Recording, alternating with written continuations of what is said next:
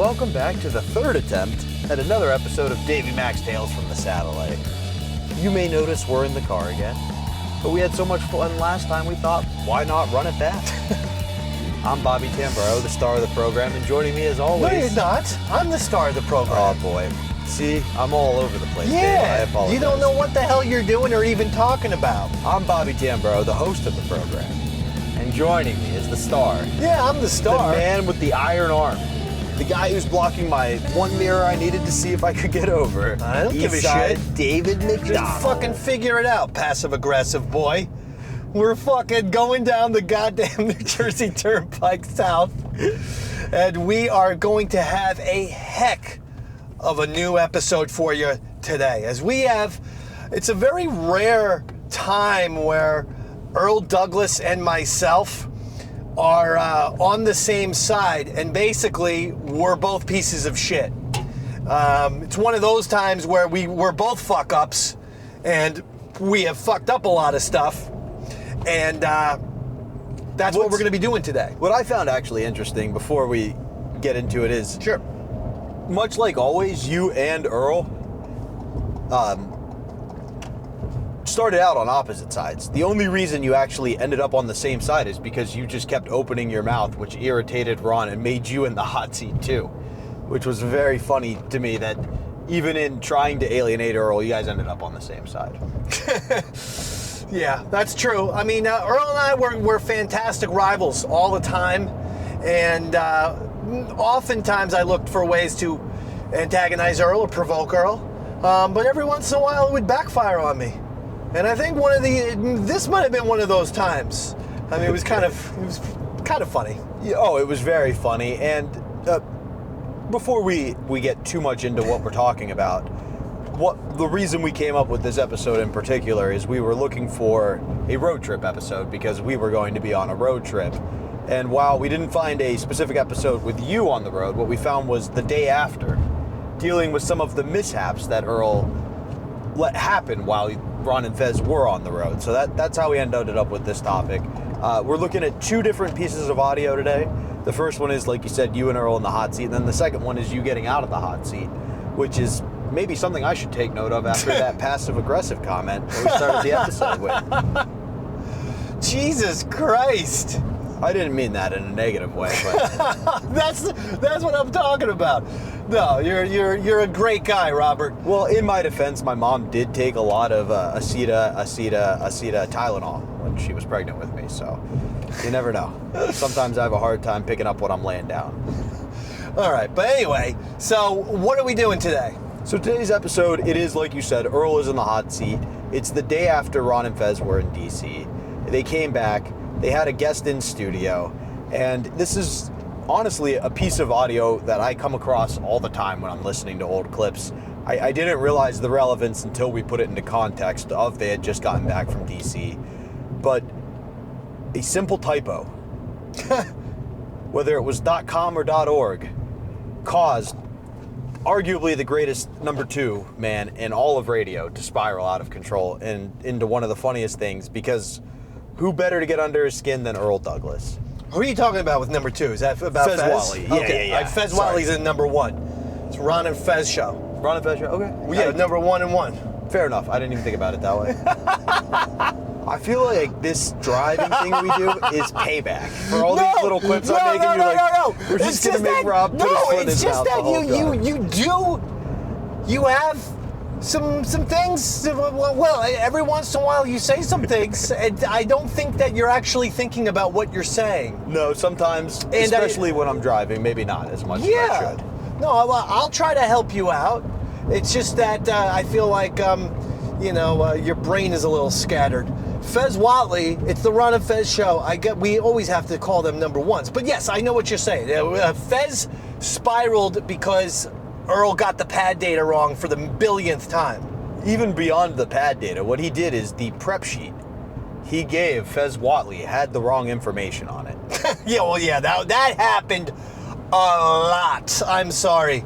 There was always, because Fez would do the plugs on the air, and so Earl's job was to make sure that he writes the plug the right way. For instance, I remember Billy Joel's third wife, Yep. Katie Lee Joel, came. And like that only lasted. Alexa Ray, actually.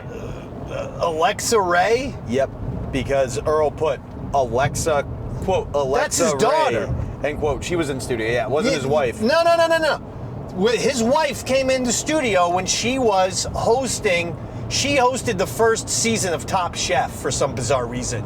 She got married to Billy Joel and then immediately wanted to start like her own celebrity career.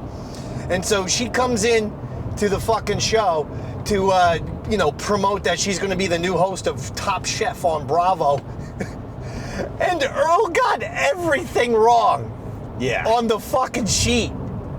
Now, maybe what we hear in the episode, because this actually comes up in Fez's rants of things Earl has screwed up We recently. also had Alexa on too, yeah. But they even said that, I guess, Earl put, quote, Alexa Ray, end quote, Joel. So Fez called her Alexa Ray the whole time, and she does not go by that.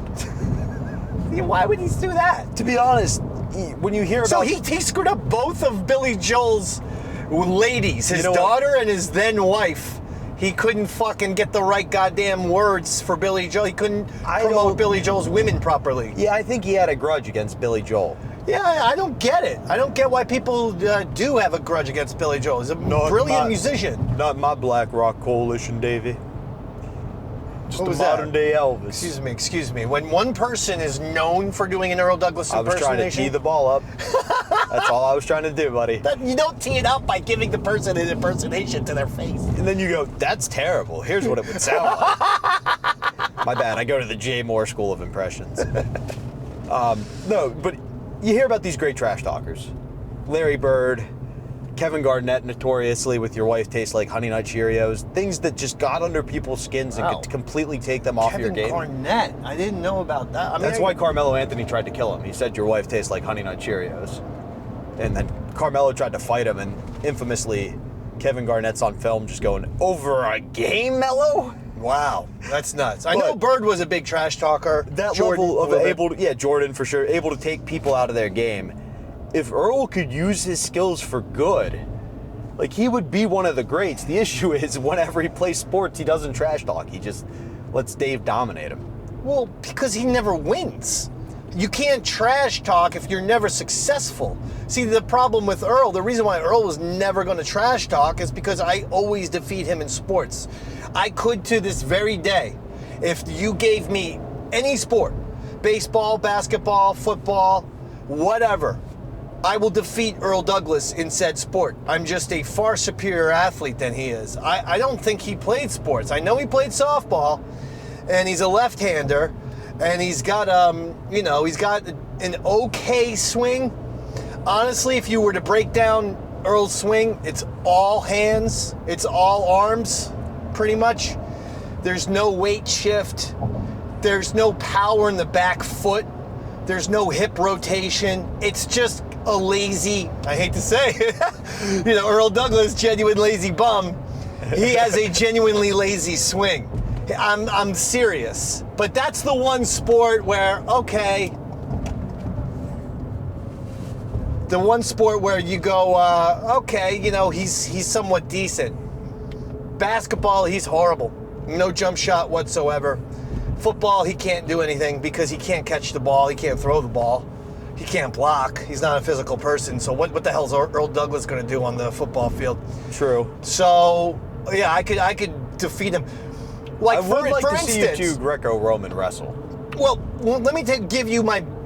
I would love to Greco-Roman wrestle Earl Douglas. I would fucking pin him in 15 seconds. But anyway, my favorite piece of trash talk with Earl Douglas for the Ron and Fez show is when we were going to play basketball. And we went down to the port, whatever. There was some, inside basketball court at one of these ports, And you go down there and you have fun. Anyway, we're in the cab. Me, Earl, and Mikey Boy. And I go, because there was $1,000. It was for the Ron and Fez show, Earl versus Dave, one-on-one basketball, first one, play by one, three-pointers count as twos, play to 11, win by 2, okay? And the loser has to pay the other one $1,000. And it was for real. No bullshit. Well, we're in the cab on the way to the basketball thing, and I go like this in the cab. Earl, you better have my $1,000. Like, I'm not fucking around. Like, this isn't some sort of like bullshit for the air, dude. Like, you better have that $1,000. And you know what Earl Douglas says? Oh, I've got it. I got your $1,000, Dave. I have the $1,000. I got it. He's literally telling me he's got my $1,000. He's admitted. And Mikey Boy then the next day tells Ron, I knew the game was over in the cab ride to the fucking basketball court. And Mikey Boy was right. I knew it was over too. And by the way, I defeated him 12-2. How do you get 12 points on a game to 11, win by 2? I was beating him 10-2, and I decided to shoot a 3 just for, in your face sake, and I did. Boom, hit the 3, and then I beat him by 10 fucking points on a game of 1-1 where you're playing them once. Basically, I beat him by 20 points in a real basketball game. Boom. Woody Hayes scored a game-winning touchdown, and the time had gone off against Michigan, so they didn't have to kick the extra point, but they had to because that's what the rules. Mm-hmm. So he went for 2. And they asked him why he went for 2. And in the press Michigan. conference, he said, It's fucking Michigan, that's why. they wouldn't let me go for 3. Yeah, I mean, It's do you just the know same what this principle, game is yeah. about? We're going to rub It's this the in. Buckeyes and yeah. the Wolverines. We despise one another. Now, before we bash Earl too much, though, for hating Billy Joel, he also screwed up a B.B. King interview. So let's not say it was just him. Maybe he just hated any musicians, which is No, weird. he just wrote the plugs wrong on the paper, and then Fez would be like, coming into the studio, it's B.B. King playing the Beacon Theater next Wednesday at 7:30. Get your tickets at ticketmaster.com/BB King. And then one of B.B. King's people would be like, actually, he's not playing the Beacon Theater, he's playing Roseland. It's not Wednesday, it's Friday. And you need to go to this website to get the tickets. Well, the issue with the B.B. King is Earl didn't tell Ron and Fez they weren't recording. They were out of signal range. So they did an interview twice with B.B. King at Sirius. That's that Earl did not let them know nobody could hear. Because he's afraid. Because he was afraid. He's afraid to tell the hosts bad news. And that is a sign of a bad producer. Yeah. You have to. That's why you always encourage me to speak up and speak my mind to you. You go, Rob, you're never going to hurt my feelings. Mm-hmm. Folks, let's just ignore that. So, if there's like a technical issue that would happen during the Ron and Fez show, I swear to God, I must have witnessed this 24 times. Earl just shuts up. He doesn't say anything. And he knows, like, oh, we're not on the air. But he's like, I fear I will get, like, I'm more worried about, Ron getting mad that we're not on the air, so I'm just going to let him do a fucking full-length interview And that's not even recording. It's insane. And by the way, he never thinks like long term, because Ron will be there now 5 times as mad as he would have been. He's not going to be mad if it's not like, if it's a technical issue that Earl Douglas has, no control over. Yeah. And there was plenty of times like that where it was just like, something would break and we'd be like, get Mars in here. Mars the engineer. And then you would get Mars, he would waddle in. And here's what Mars would do. Ready, Robert? This is my Mars impression. And for the folks listening to audio only, I'm just tilting my head like the RCA dog and scratching it and looking quizzically at said malfunctioned piece of technology. That's all Mars seemed to do, was scratch his head, like he would just like look at it. Be like, how is it an engineer hey Mars, this microphone's not working. Eh? Can you talk into it for a second? Yes, testing, 1, 2, 3. I didn't hear any audio. Yes, that's why we're bringing you in here. The microphone's not working. We have a guest coming in. Could we fix that? What are you doing? Yeah, I'm just looking at it. I'm looking at it, just trying to look at the problem. Oh, okay. Probably not going to be able to fix a broken mic by staring at it. No. And part of the issue, you explained this to me with Earl too, is if you don't right away go, hey, there's a technical problem out of my control, and you cover it up, right? Or you don't bring it up right away, and you're also trying to cover up other mistakes, when there are legitimate things out of your control, all of a sudden nobody believes it because you didn't bring it to their attention right away, and it fits the same pattern of behavior. Yeah. And speaking of checking microphones, you just gotta come clean. we should probably check ours and make sure that this is coming out okay. And let the audience listen to a little bit of the Ron and Fez show so they get some context of what we're talking about. What do you think, Dave? All right, fantastic. We'll do that, and we'll be right back after this. .net.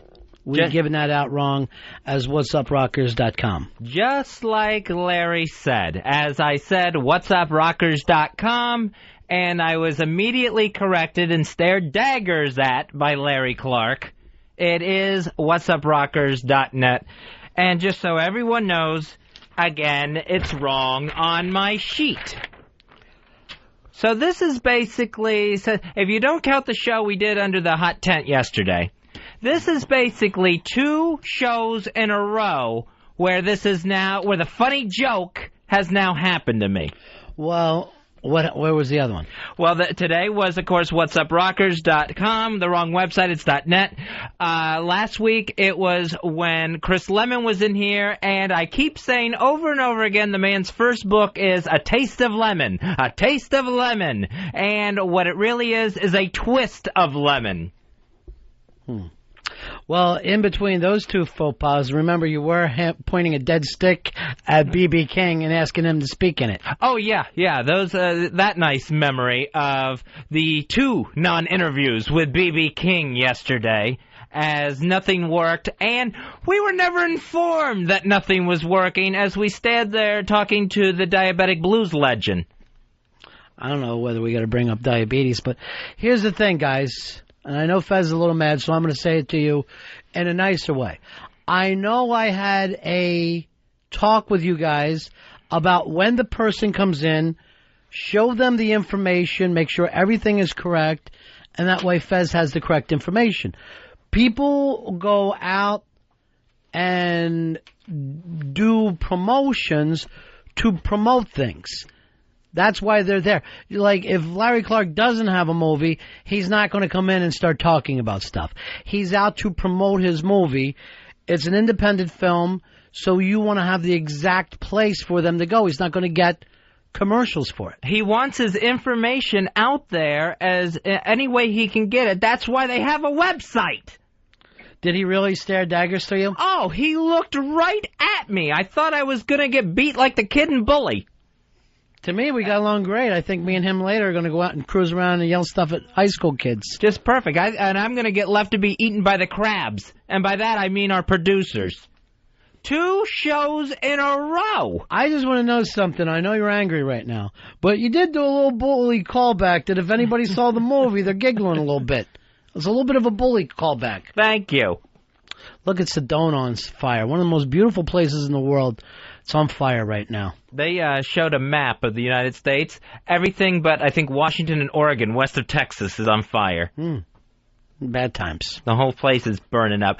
Probably not burning up as bad as I am right now. That this has happened yet again. When you talk to these guys about having all the information, did at any point did the talk conclude with, and let's make an ass out of Fez one more time with bad information? Was that point ever brought up? Did Earl or Dave raise their hands and bring that up as any new business in this meeting? That must have been some look you got, huh, buddy? Oh, I hated that look. Just think of it this way. You were wrong in front of a guest. Yeah. That's Maybe right. that'll make you feel better. I'm the one who has the ass hanging out there in front of the guests, in front of the audience. And then I go, and then, just to defend myself, I go, it says here.com. Like I'm telling Larry Clark his business. He's the one who put together the website. He's the one who had it done for his movie coming out this weekend. By the way, whatsuprockers.net is the place to go. Don't listen to Fez. Come back to Larry Clark, and he'll give you the real thing, whatsuprockers.net. Or as Fez said that, you can go to www.gibberish. I might as well have said that. For the look I got from Larry Clark, I might as well have just said that. Embarrassing and humiliating. Look. Matt, you're on Run of Fez. Hey, boys. Yeah. Hey, Fezzy, settle down for one thing. I don't know why. It's every time, Matt. Matt, don't get involved in this. This is not your problem. Ooh, I'm out, Fezzies. I'm sorry. Hey, you guys, is he as creepy as he sounds? Because he sounds effing creepy. Well, I mean, the subject matter that the guy deals with is creepy. And I'm telling you the truth. I did not fucking sleep after I saw Bully. One reason, I used to live in that part of Florida, and then I yelled out that could have been me for no apparent reason. But so it's the teenage on the edge things. It ain't John Hughes movies he's doing. They are odd. I know a lot of people want to call him a pedophile, what all. To me, the guy came in, this last film, take a look at it. I think it's interesting. Is it like a Hollywood film? No. It is absolutely not like a Hollywood film. Do you need to see something every once in a while besides Click starring Adam Sandler? I don't think it's a bad thing to break it up every once in a while and see an independent film. Hey, Brian, you're on Run and Fez. Hey, Brian, go ahead, pal. Going once, twice? All right, put him in the BB King file. Hey, Rich, you're on the Run and Fez show. Fez, I think you're taking a little hard on these guys. It's a lot of goddamn work to type an address in a browser and make sure it's the right one. Yeah, to either type out a dot followed by 3 correct letters or a dot followed by 3 incorrect letters. Or, and I told you guys this the other day, the gentleman walks in and you say, "Good evening, Mr. Blank.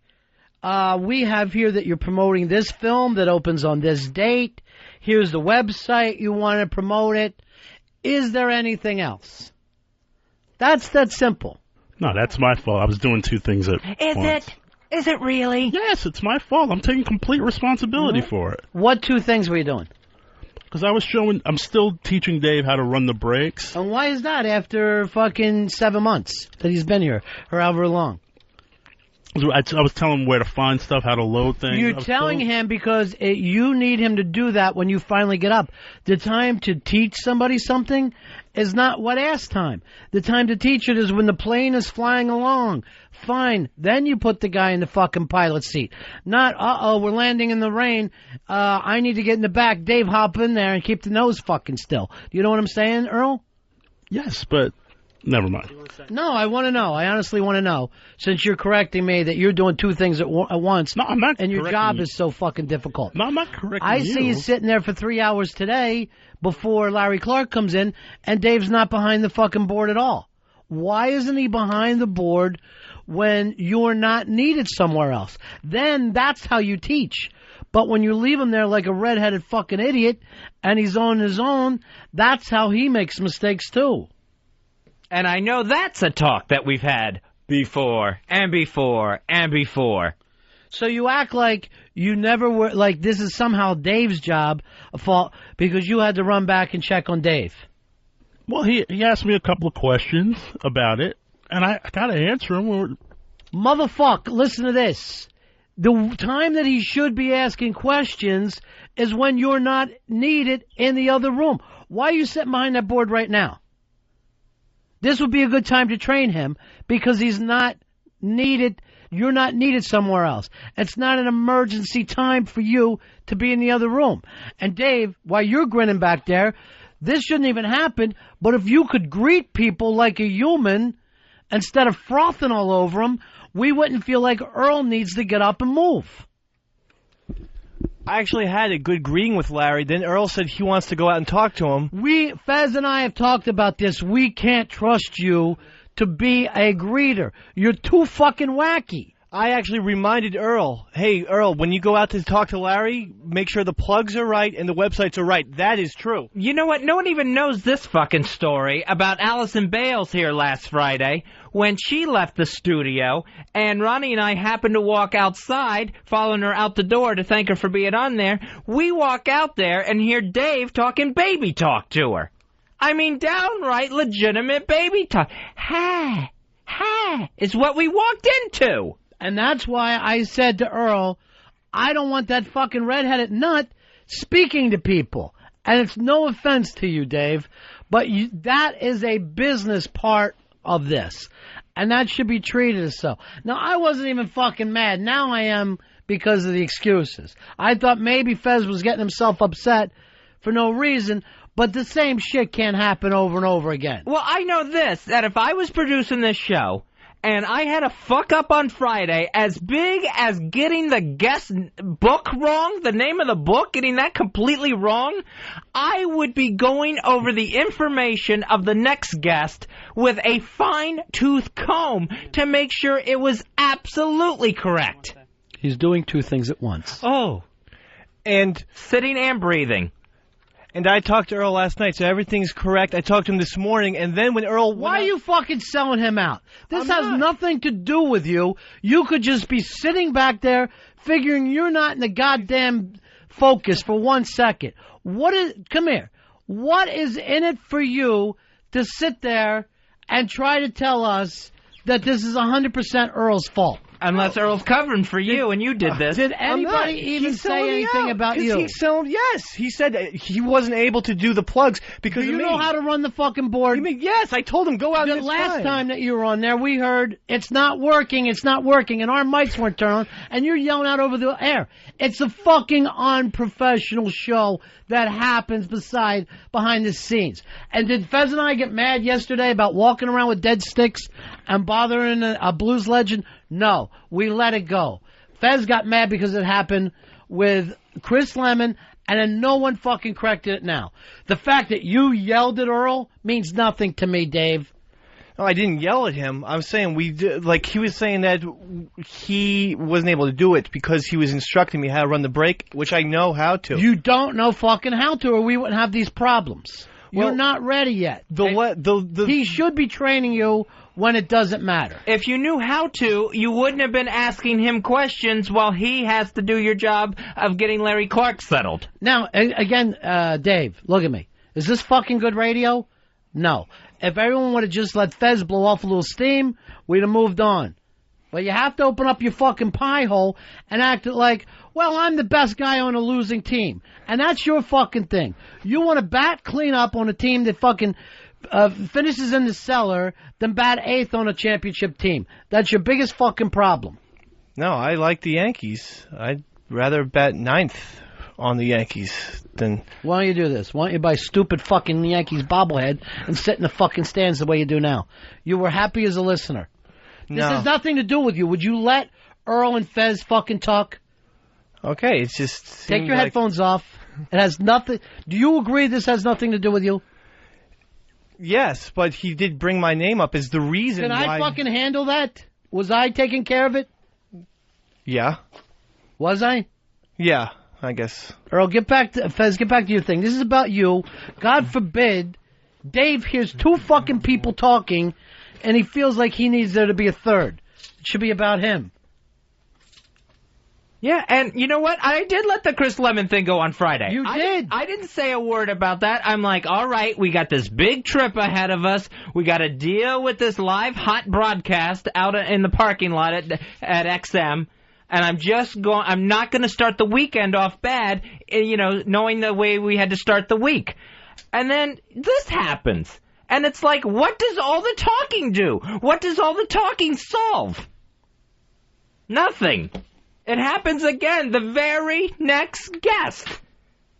And besides the B.B. King incident yesterday, was there a time, Ronnie, when we asked to talk to someone else where a microphone was turned on? How many times did we say, ask someone a question, and they were talking into a dead mic only for us to say, you need to have that mic on, you need to have that mic on. Finally, the truth! Including Earl turning his own mic on. He talks into a dead mic, and he's the one turning them on. By the way, I just did a little scene from Almost Famous. Nobody got it. Fez, everything you're saying is right. But I don't know what to tell you. Either we just forget about it, and we go on and we just do a shitty fucking show, or you spend all your time in this fucking state. Yeah. It's like Friday, I let it go. Today, it's like, oh my gosh, if I let it go, if I yell, oh, Fez is overreacting, Fez is a nut, Fez your blood pressure, if I don't react, it doesn't get fixed either. I know, but no matter what happens, they will be happy, Fezzy, when you're in the ground and I'm giving the eulogy. Then those two will be sitting back like a couple of smiling Chester cats, happy. They're both shaking their hands, no, it's true. You'll be snickering from behind your black veils. You're both trying to kill this woman. You're gaslighting her. This is a gaslight.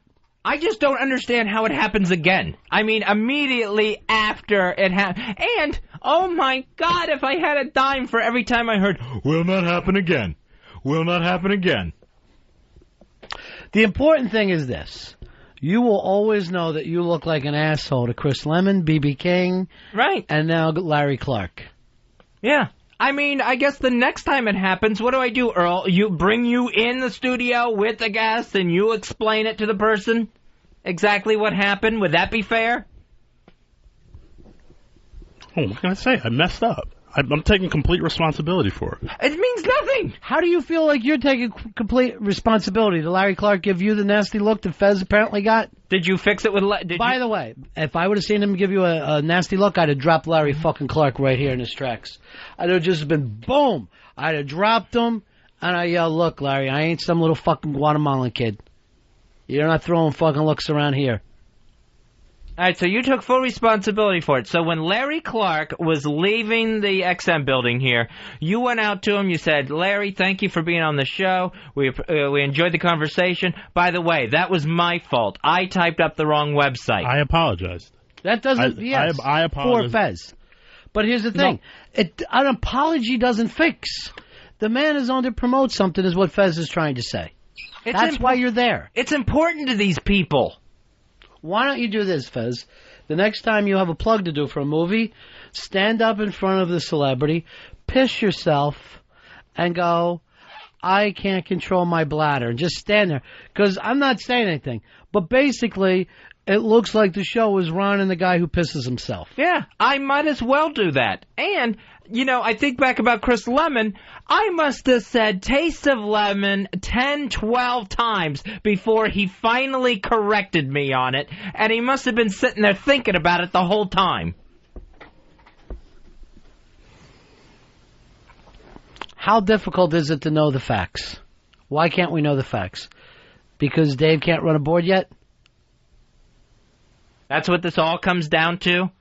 Dave can't run a board so that when you're typing, it makes you type incorrect information? Why don't we just do this? Send Wiki an email and say, we cannot do a show. Stop. We don't know what we're doing. Stop. We sending him an email or a telegram? Oh, I do that with my emails. No one else does? No. That went out. Oh, Alvin! You're on the Ron and Fez show. How we doing, Ron and Fez? Hey, buddy. Who is it? Who wins this, Team Watley or Team Bennington? Well, on what? On the number one. I mean, you know how y'all do Team Bentley won this and Team Watley won that? I mean, who's the big winner, Team Watley or Team Bennington? I'm going to say no winner today because, number one, Earl's embarrassed us. And number two, Fez gave out the wrong address. I cannot give Team Watley when the player coach pisses himself. Yeah, that can't go away. That's out there. I've already had this moment with Larry Clark now. Brian, you're on Ron and Fez. Yeah, hey, Ronnie. Yeah. Don't let Fezzy get worked up. Just fucking calm him down. I know. I'm going to have an aneurysm next. No, don't. And Bronx Johnny in there with a pistol. End it. Fire everybody and start fresh. I'm not even looking at Bronx Johnny. He comes back with no envelope and then tries to give me a gigantic one. I will never be asking Bronx Johnny for another favor. All day, can I get anything for you, boss? Can I get you something, boss? Let me know what you need, boss. Oh, here's a giant envelope and a tiny little card. Please make an ass out of yourself, boss. Please make an ass out of yourself.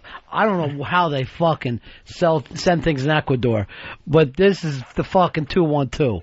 All right? This is area code 212. We don't play those games. I can only imagine they put cards in huge wicker or homemade baskets. I'm a fucking first world man. I don't know the third world. Maybe you need more space for a mule. I fucking overnight things. Okay, boss, let me know. Here's a card without an envelope. I also got you that water without a cup or a bottle to put it in. I'm just holding it in my hands. Oh, you just said water. You didn't say you wanted anything containing water. And we are back. We're back, baby. Now we're going down the Garden State Parkway southbound, talking about Davey Mack and Earl Douglas, boneheaded producers on the Ron and Fez show. Now, does this bring you back?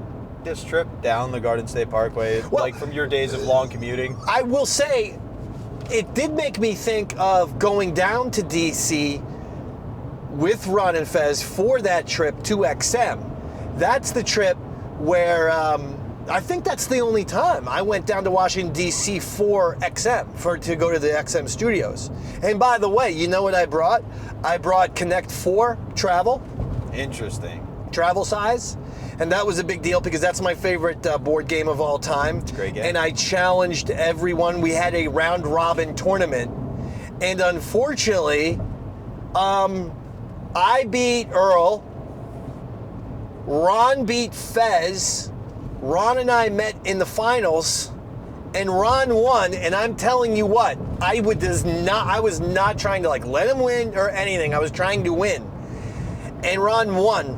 And then I was like, but it's the finals. Shouldn't we do 2 out of 3? Because I wanted to win. And he wouldn't have a rematch. Yeah, there will be no rematch. That's the famous smart. 3 quote. Khabib.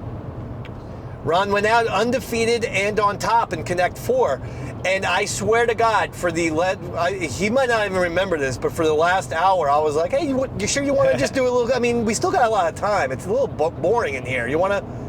Sure, you don't want me to get out the Connect 4? Because I really wanted that return match, as they would say in professional wrestling, but never got it. So Ron Bennington, the official Connect 4 champion of the Ron Fez show. What's funny to me is when we were searching for a DC episode, we came across one where Chris was there, and just comparing how you treated this work trip versus how, say, Chris did, where apparently Chris did not leave the bar car the entire train ride down. And Ron went, who would have thought they would have been $8 beers when I said I'd buy it? Well, you know why? Because honestly, the train that we were on didn't have a bar. Otherwise, I would have been there. Yeah, come on, man. I mean, we weren't doing anything that day. We went down on I think we went down on a Thursday for a Friday show. So in other words, on Thursday, yeah, we would have been awesome. But the other thing is, that's where when we got to DC on Thursday, that's when we went to a famous Washington, D.C. steakhouse. I don't remember the name, but it was famous, and honestly, it was packed, and you could tell this is the place to be. It just had that feel. And this is where all the politicians and famous people in Washington, D.C. go. Famous steakhouse, right? I got a big, huge, fucking great steak. It was delicious. It was amazing. That's where Earl, I'll never forget it, got spaghetti and hash browns. At a famous steakhouse. That was the location. With this road trip was when Earl got spaghetti and hash browns. I couldn't believe it. I was like, are you trying to go for some sort of I'm a psychopath gimmick? Well, and God bless Ron and Fez for not bringing that up on air. Like, truly, when they were giving him his beatdown for what happened in D.C., that would have been the first thing I brought up. Oh, I brought it up. Spaghetti ordering motherfucker. Oh, I brought it up. During this show? No, I don't think I brought it up during this show, but I brought up that. I brought up the saltines, drinking the ginger ale. The tiny food. Yeah, and cutting his candy bars and food into tiny pieces. Like, you know, I mean, I know it was a Seinfeld thing, but I actually saw Earl Douglas take a fork and knife to his Snickers. So, we're going to move from generalities now into the specificities of this episode a little bit. It's the day you get back from DC. You're doing your show prep. Obviously, there's going to be a little less time. Everything's going to be a little more rushed. How do you approach this to make sure there's no kinks going into this? You know, everybody has a rusty day after you're back from being on the road. Well, I think the DC event went well. To my recollection, it actually, surprisingly, went smoothly. We had, Def Leppard just decided to stop by during the live thing, and they couldn't be friendlier. I remember thinking, you know, I wish I liked Def Leppard more. What's your problem? Well, they kind of suck. I don't know what your deal is. Their love is like the bomb, baby. Come on, get it on. But what I will tell you is this. Between the fucking lead singer, Joe, whatever his name is, Joe Kramer? Yeah. And the one-armed drummer, they're class personified, that group. And you know what? I take back everything I ever said about Def Leppard. I believe Can You Pour Some Sugar on Me isn't a shitty stripper song. No, it's a great song. Rock of Ages. Yeah, I know. I hate all that fucking shit. Well, I've actually, of all the people I got to meet, thanks to Don Jameson doing his show, they were actually some of the nicest guys. Like Class acts, right? I think they kind of knew what they were almost, and were like, we're just happy to be here. Hey, they're in the Rock and Roll Hall of Fame, Absolutely, I think. yeah. I think. But like, just the people who are like, we're happy. You know what? I gotta double check that. Well, we'll double check that in a little bit. All right. So it's a good show. You know what I mean? So you're kind of rolling in. Now, as far as show prep goes, I believe we've talked about this before. And the process was essentially you would do the write-up, email it to Earl for any final checks, and then he would put it in a printable format and print it out. The show prep is that everyone sends what they want to bring to the table the night before, and then we put it in one Word document that morning. That's the process of the show prep. So in other words, you bring 3 little news stories and bring 2 slices of life, which is fair. Can I beat up an elephant? That kind of How many question. 4th graders? That all kind those of fun thing. stuff. Right. The question I more meant in specifically is like, let's say you have the director from the movie Bully in. So whose job is it to be like, this is what they want to plug, this is their... So you would put on the top of the show prep guest, the director of Bully, so on and so forth. Then you would have another separate piece of paper that just has that plug with more of the details. Director of Bully, such and such, you would know him from here and here and here. And his new movie is going to be hitting theaters this Friday. Get tickets at such and such. So who is the you in that? Is there a specific Earl. role? So Earl is in charge of getting all the guest info and everything. I didn't mean to... Earl is in charge of that piece of paper, that separate piece of paper, for sure. And we know at this point that you have been told you are not allowed to interact with the guests. Yeah, which, come on, I heard this part, and it was like, who was it? Oh, it was this woman, Allison Bales, is what they were talking Allison about. Bales. And she is some film critic. That you were baby talking with. I wasn't baby talking with Allison Bales. I don't know what Fez was talking about, but I'm so curious as to what I could have been possibly saying to this person that he would think I was doing baby talk. It sounds like you were saying goo goo gaga gaga goo goo. Yes, I know what baby talk is, and that's what Fez accuses me of doing with Allison Bales in this clip. And what I'm saying is, I don't recall that. Now, is Allison Bales hot? Yeah, she was attractive. Yes, she's a TV personality. She's a film critic. I haven't seen her in years. Is it possible you had what happens to me sometimes when you see a hot chick, which is all the blood leaves your head, so you're not really able to put the normal sentences together, and you just really... I mean, maybe, but I'll tell you, there was, okay, can I give you behind the scenes? Please, that's why we're here. Or what? That's why? One time, so Ron, I think I've mentioned this before, Ron doesn't want to have small talk with the guest, which makes complete sense, because a lot of times the celebrity has a really funny story, or just a really interesting story about, getting to the studio or this or that, so on and so forth. And they always want to break the ice with the host and give this fucking gold off the air. And then it's weird if you're like, hey, so you were saying that, you were on your way here and you were in a cab and the cab driver turned around, and stuck a knife, or, whatever the story is. Exactly. So Ron would be out of the studio, and then I would be in the studio, and because someone's got to be in the studio to make sure that, you're on the air and stuff like that. But you're in commercial break, but you got to make sure that you're on the air still, right? So exactly. I'm in the studio, and then I'm usually offering tea, water, coffee, so on and so forth. I'm going to tell you something. This isn't an ego talking here. Who was it? Penelope Ann Miller? It was one of these 1980s actresses. She liked herself the Dave Man.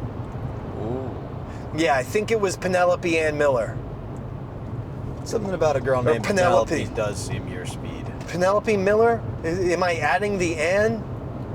But she was in there. She was in Carlito's Way with Al Pacino. And she was asking me all kinds of questions. It was wonderful. Now, that wasn't Allison Bales. My point is, if Fez came in one time, he may have seen it with this actress. Yeah, but that was her. That was, I felt like that was a piece of the Dave Man. I felt like that was on their side. Fair. But I don't know what I could have been saying to Allison Bales to make it sound like I was doing baby talk.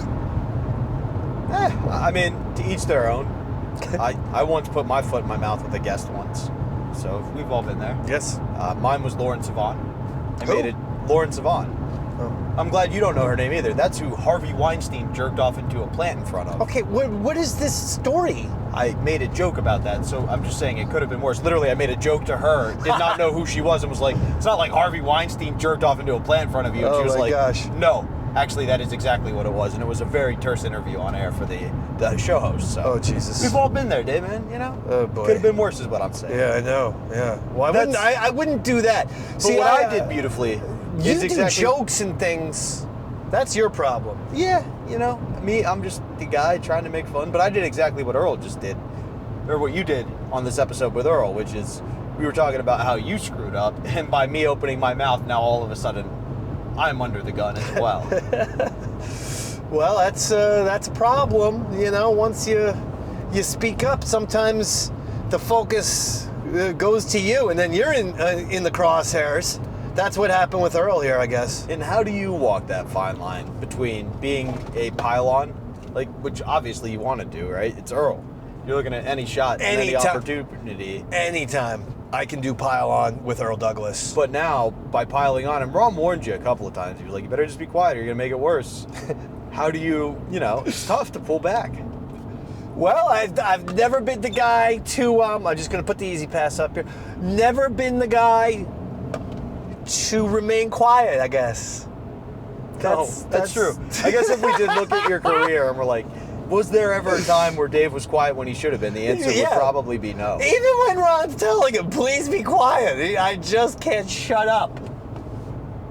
That is remarkable sometimes. When I hear some of these clips, when we know we're going to do one of these episodes, I'm like, Jesus Christ. What a fucking fresh-mouthed person. I like how you called yourself a person there, Dave. Yes. And on that note, I think we should let them listen to you kind of helping Earl out. All right. In a rare turn on this episode of Davey Max Tales from the Satellite. Listen to this Ron and Fez, and we'll be right back. Hey, Indy Mike, you're on Ron and Fez. Hey, guys. Tonight on CBS, they got the 20 candidates for Big Brother being announced. Oh. I know you're a Big Brother fan. I am, there, Indy Ron. Mike. You're the guy who runs the website? Yeah, I run one of the many websites out there about Big Brother. Now, I wanted to get some of the Big Brother people on. Nothing, Earl? Nothing yet because they're going to announce. They haven't announced. So maybe after the announcement. And I'll tell you what, I may have contact with one or two too that I might be able to get Earl in contact with once they're announced. All right, Indy Mike is going to be my Big Brother guy. I'm going to call this my Big Brother All-Star 2006 Summer. That's what I'm doing this summer. World Cup and Big Brother. That's a long name for a summer, but enjoy. Well, it's the Big Brother 2006 All-Star Summer. That's what I'm dealing with right now. Yeah, hook that up with Earl, Indy Mike, and then we can also say for Big Brother, more Big Brother All-Star information, go to cbs.gov or .org. Oh, geez, you're not going to drop it, are you? No, I'm not going to drop You're it. going to stay mad, and here's the thing. You're going to have an aneurysm. When I drop it, does it get fixed? No, it never does. Let me ask you this. You want me to spend my life as a widower? Because that's what we're going here. I'm going to spend my life alone. Mike? Yes, sir. Why don't you call us tomorrow, and we'll all talk about who the new people are and who we want to get in. All right, buddy? I can give you two names right now if you want, in case somebody slipped up. Mike Boogie and Will Kirby both have been outed by Mike on his website. He's taken it down since then, but he put out a site asking people to vote for him. First of all, you know those guys are coming back. They're two of the greatest of all time. Hey, does Mike Boogie have restaurants with Ashton Kutcher? Yeah, he and Will supposedly spent some of Will's money in restaurants, and Mike used to run or has a nightclub out in L.A. called Belly, or used to. So they kind of all hooked up together and set the thing up. Andy Mike, you know everything. What's your website, buddy? The easiest URL to give you would be iloveBigBrother.com. It'll take you to one of my websites. All right, my friend. Talk to you later. Thank you, guys. Bye-bye. Thanks, Andy Mike. We will be sure to screw up that website, iloveBigBrother.com. Fuzzy, this will never happen again. It will never happen again. No, you know why it can't happen again, Ronnie? Yeah. Because I take full responsibility. Earl, the excuse has been given too many times now. That's where we are. You're not going to talk? You feel like you've somehow been maligned? Oh, yeah, it's always, that's the thing. You know, It's not that, Larry Clark gave me a look. It's not like I got embarrassed. I gave out the wrong book name. I gave out the wrong website name. It's always about them and their poor, hurt feelings. Not, what happened on the air. Not what happened on the show. Earl, how can Fez make your life better? That's where I want to get today with this. What do I need to do? No, you don't think I feel bad about it? I feel awful about it. Yes, I want you guys to shine on the air. I feel miserable. No one's beating themselves up more than me right now.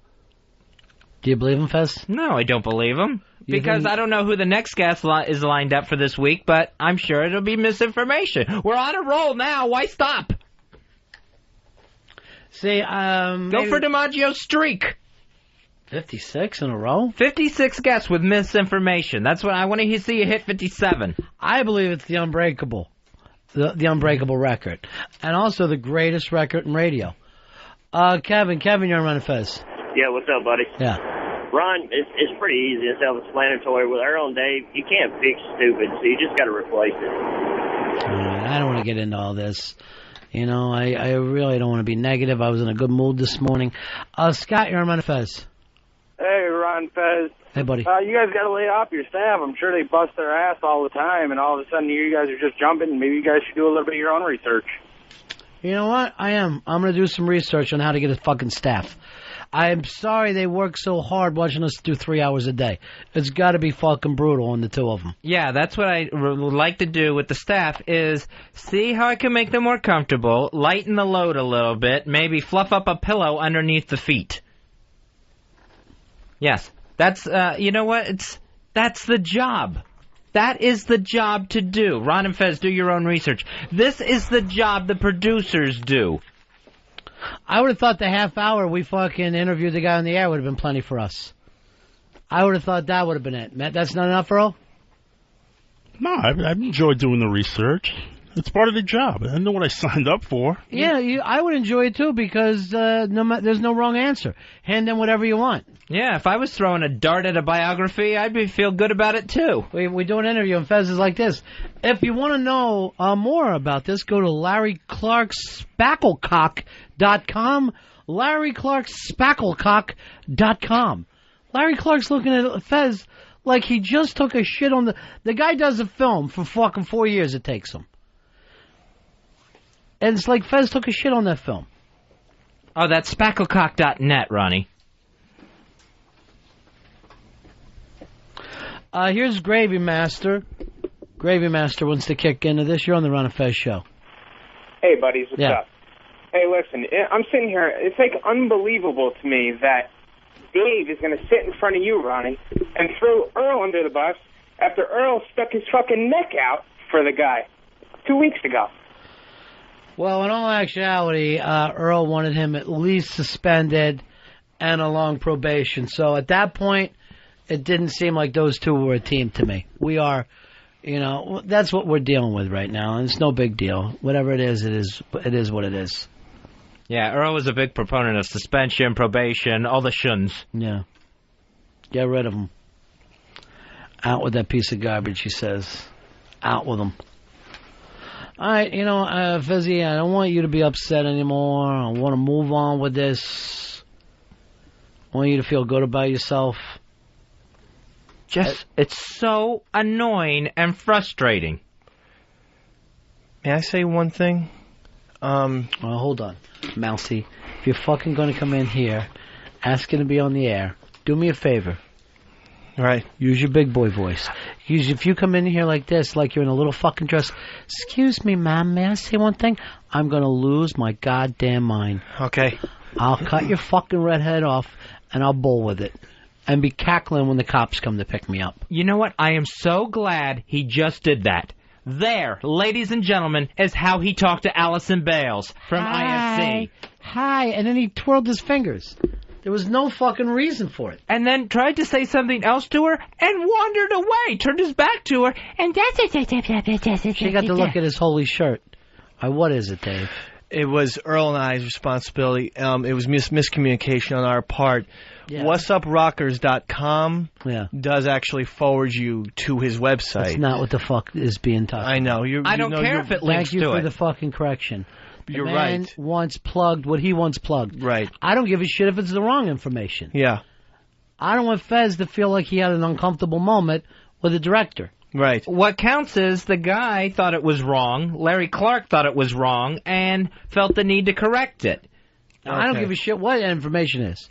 If somebody comes on here and they want to say, "Oh, there's a stack of DVDs at the corner of 57th and 6th," it ain't my job to run down to 57th and 6th and see if it's there. Okay. Fez will plug what they want to plug when they come on this show. All right. Someday, you and fucking Roberto will get a show in a paper box, right? Yeah. On a corner. Do whatever you want there. At that time, do whatever you want. All right. I can only dream Just for don't that moment. Stop goofing. Stop goofing because Fez is fucking pissed off. I am. And I'll fucking tie 2 army boots together and I'll beat you until I see your fucking internal organs. And look at me. Look at me now. That's a fucking total shoot. I will beat you with these things until I see your fucking internal organs. That's how long it'll go on. Right. Which somehow won't be as pink on from your inside as it is your outside. Did you just say all right? Like you're okay with it? Like you're giving me the okay to beat you with army boots? You can steel tip fucking army if boots. you want to give an Indian burn to the sunburn, I'll be willing to do that. Get the fuck over here then. That's what you're giving up. I mean, I'll if that's do a it. wise ass thing, like No, I won't I'm hurt not. you, No. why I won't fucking physically hurt you? I think it's This more is a fucking funny joke. Ow! Ouch! Ow! There's the Indian burn. There's the Indian burn. I think the flesh That's for came bringing out. it up. I wasn't going to give you an Indian burn, but if you act like if you want to give me an Indian burn, it's going to happen. I think some flesh came off with that. Some very pink flesh. All right, Earl, this is really between... What? You know what? I'm glad. Bill, come on in here, Bill. And you know what, Fez? Let's get it all out there. Dave, you get up and crawl in the other fucking room. Feel good about your Indian burn. When you feel that Indian burn, feel like like you're learning something. Bill, tell me what you told me when I came in today. During the B.B. King interview yesterday, you and Danny were trying to get a hold of Earl. Oh, yeah. Well, what I remember was because I was in the booth with Johnny and Danny, and Danny was running the board. So you guys were running the show from the New York Yes. studios while we were in D.C., okay. Yes, and at some point, I believe during the B.B. King interview, there was a remote mic that was getting way too far away from the signal, and it was terrible static to the point where it was just dead air. Yeah. And Danny made the executive decision to go into spots because if the machine will shut off if it goes to dead air too long. It automatically does that. So he went to spots, and then he calls Earl, and he's talking to him, and Earl was like, it was hard to get an answer from Earl. He was saying things that like you already knew. Like crazy talk? Like, it was hard to get the back and forth going, and I had the phone at some point, because Danny went to the thing and went to a break, and then Danny's like, should I go into another break, or you want to come back? And I'm on the phone, Danny's holding all the mouse in one hand, the keyboard in the other, ready to... loading up stuff, because yeah. Ronnie and I don't know we're not on the air. Oh, that's beside the fact. We didn't know if we had to go, if Earl wanted us to go into another break, or if or come right back, and... I'm like, Earl, what do you want to do? What do you want to do? And I just hear Earl in the background talking. Just like he laid a phone down instead of staying in touch? That seems what happened. And I got... I can explain what happened. When you guys went into the back, I had no one like in between where the hallway ends and the parking lot begins. How many interns were you given yesterday? I would I guess 3, but everyone went into the back. Why is that? Because they don't know what the fuck to do. Nobody's leading them, Earl. Fez and I are on the air. We need somebody to lead the guys off the air. No, but I was with you guys. Why were you with me? Well, who was running the board down there? But I was the only one. I had to man the board. Right. So you weren't with us. So you. No, I mean, I'm just saying, as far as getting like everything spread out, once the show starts, I'm running the board. That's right. That's why you do stuff when? Before the what? Yes, and I communicated that. So the interns just said, we don't care what you're saying, or we're going to run away from you rather than help. I mean, we could be as a runner to try to be here through this odd time between Ron and Fez and you. So you throw the phone down with New York, and what did you do then? No, at one point when it started to go dead, I had no way to communicate to you. Why didn't you start jumping up and down, making monkey noises and running around? Anything to let us see. No, but you were out of eyesight. I had to physically. People are so scared of black people. That's why you would have a runner.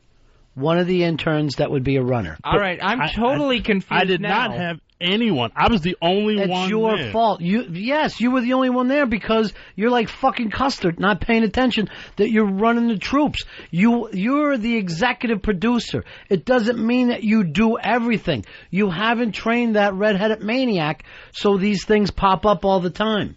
This story is so not panning out because Ronnie and I went inside XM to talk to BB King. Yes. We weren't on the air. We didn't know it.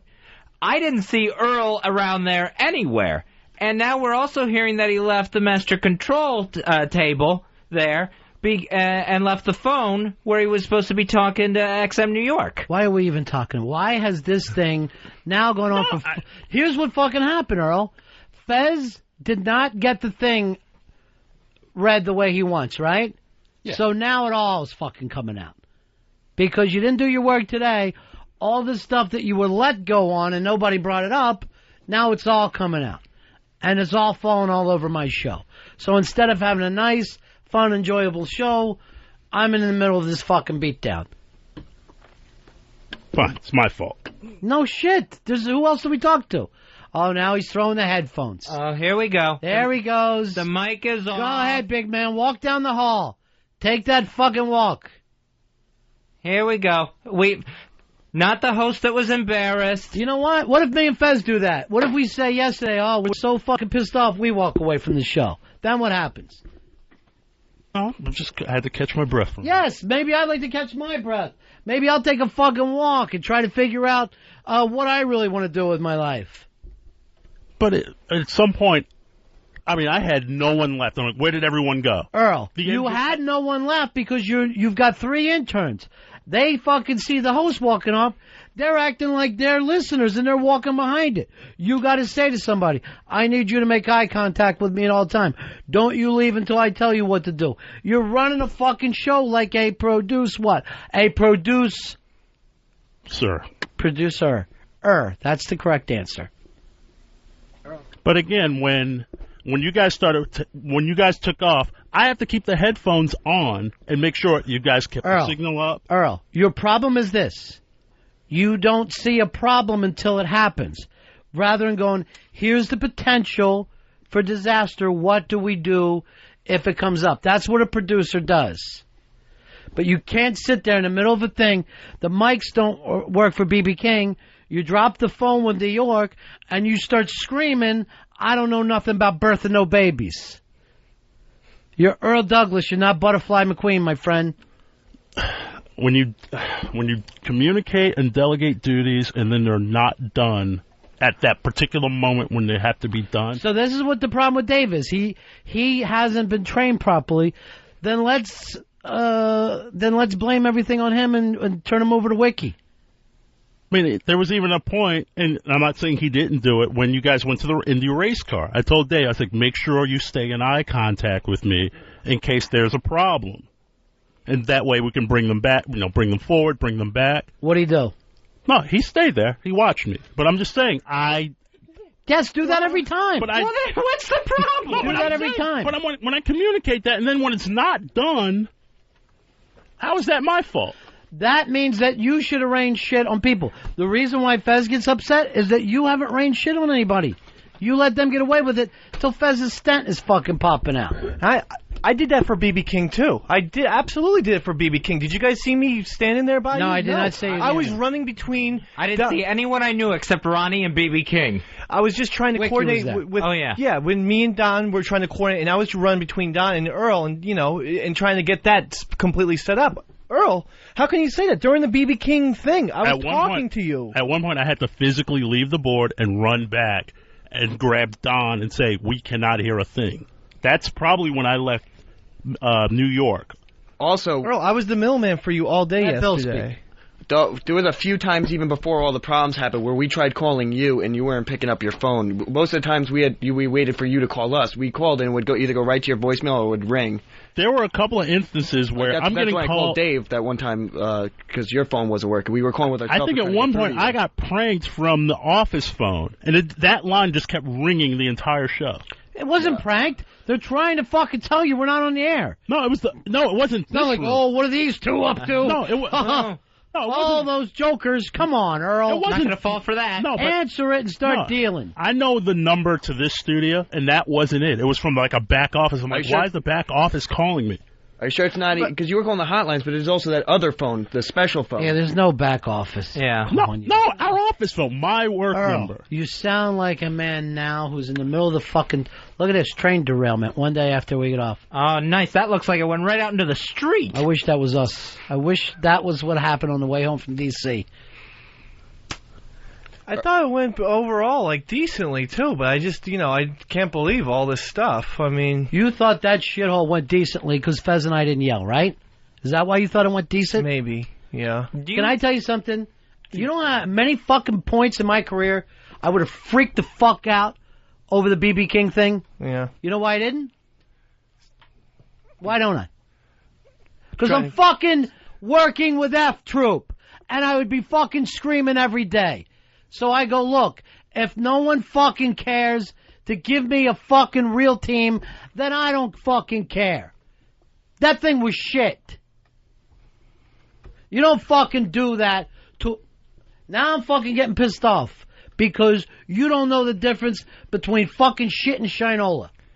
And you guys didn't You could help yourself so much by shutting up and keeping yourself out of it. Again, this had nothing to do with you.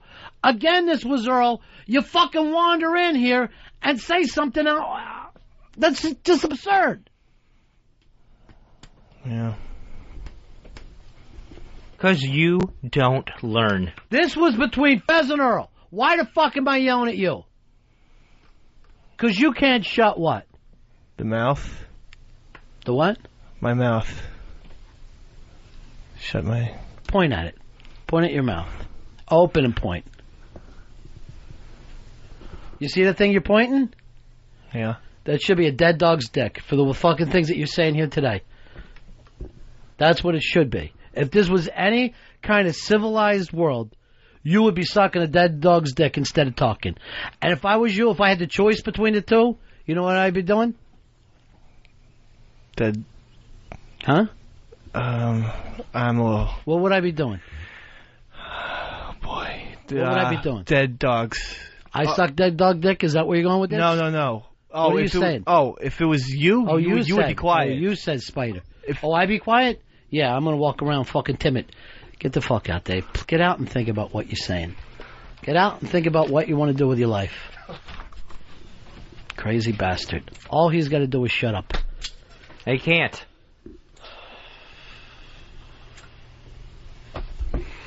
Because this is between you and Earl. Has nothing to do with me and Dave.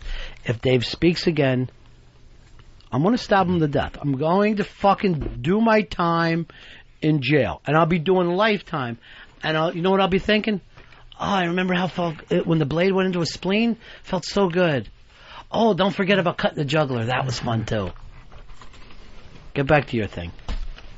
Earl, everything you have said about yesterday's broadcast, I had to be here, I had to do this, I had to make sure of that. All those things that you just rattled off to us, your laundry list, guess what? We were still off the air. So everything that you just gave to us about how important it is that you're doing did not keep the show on the air.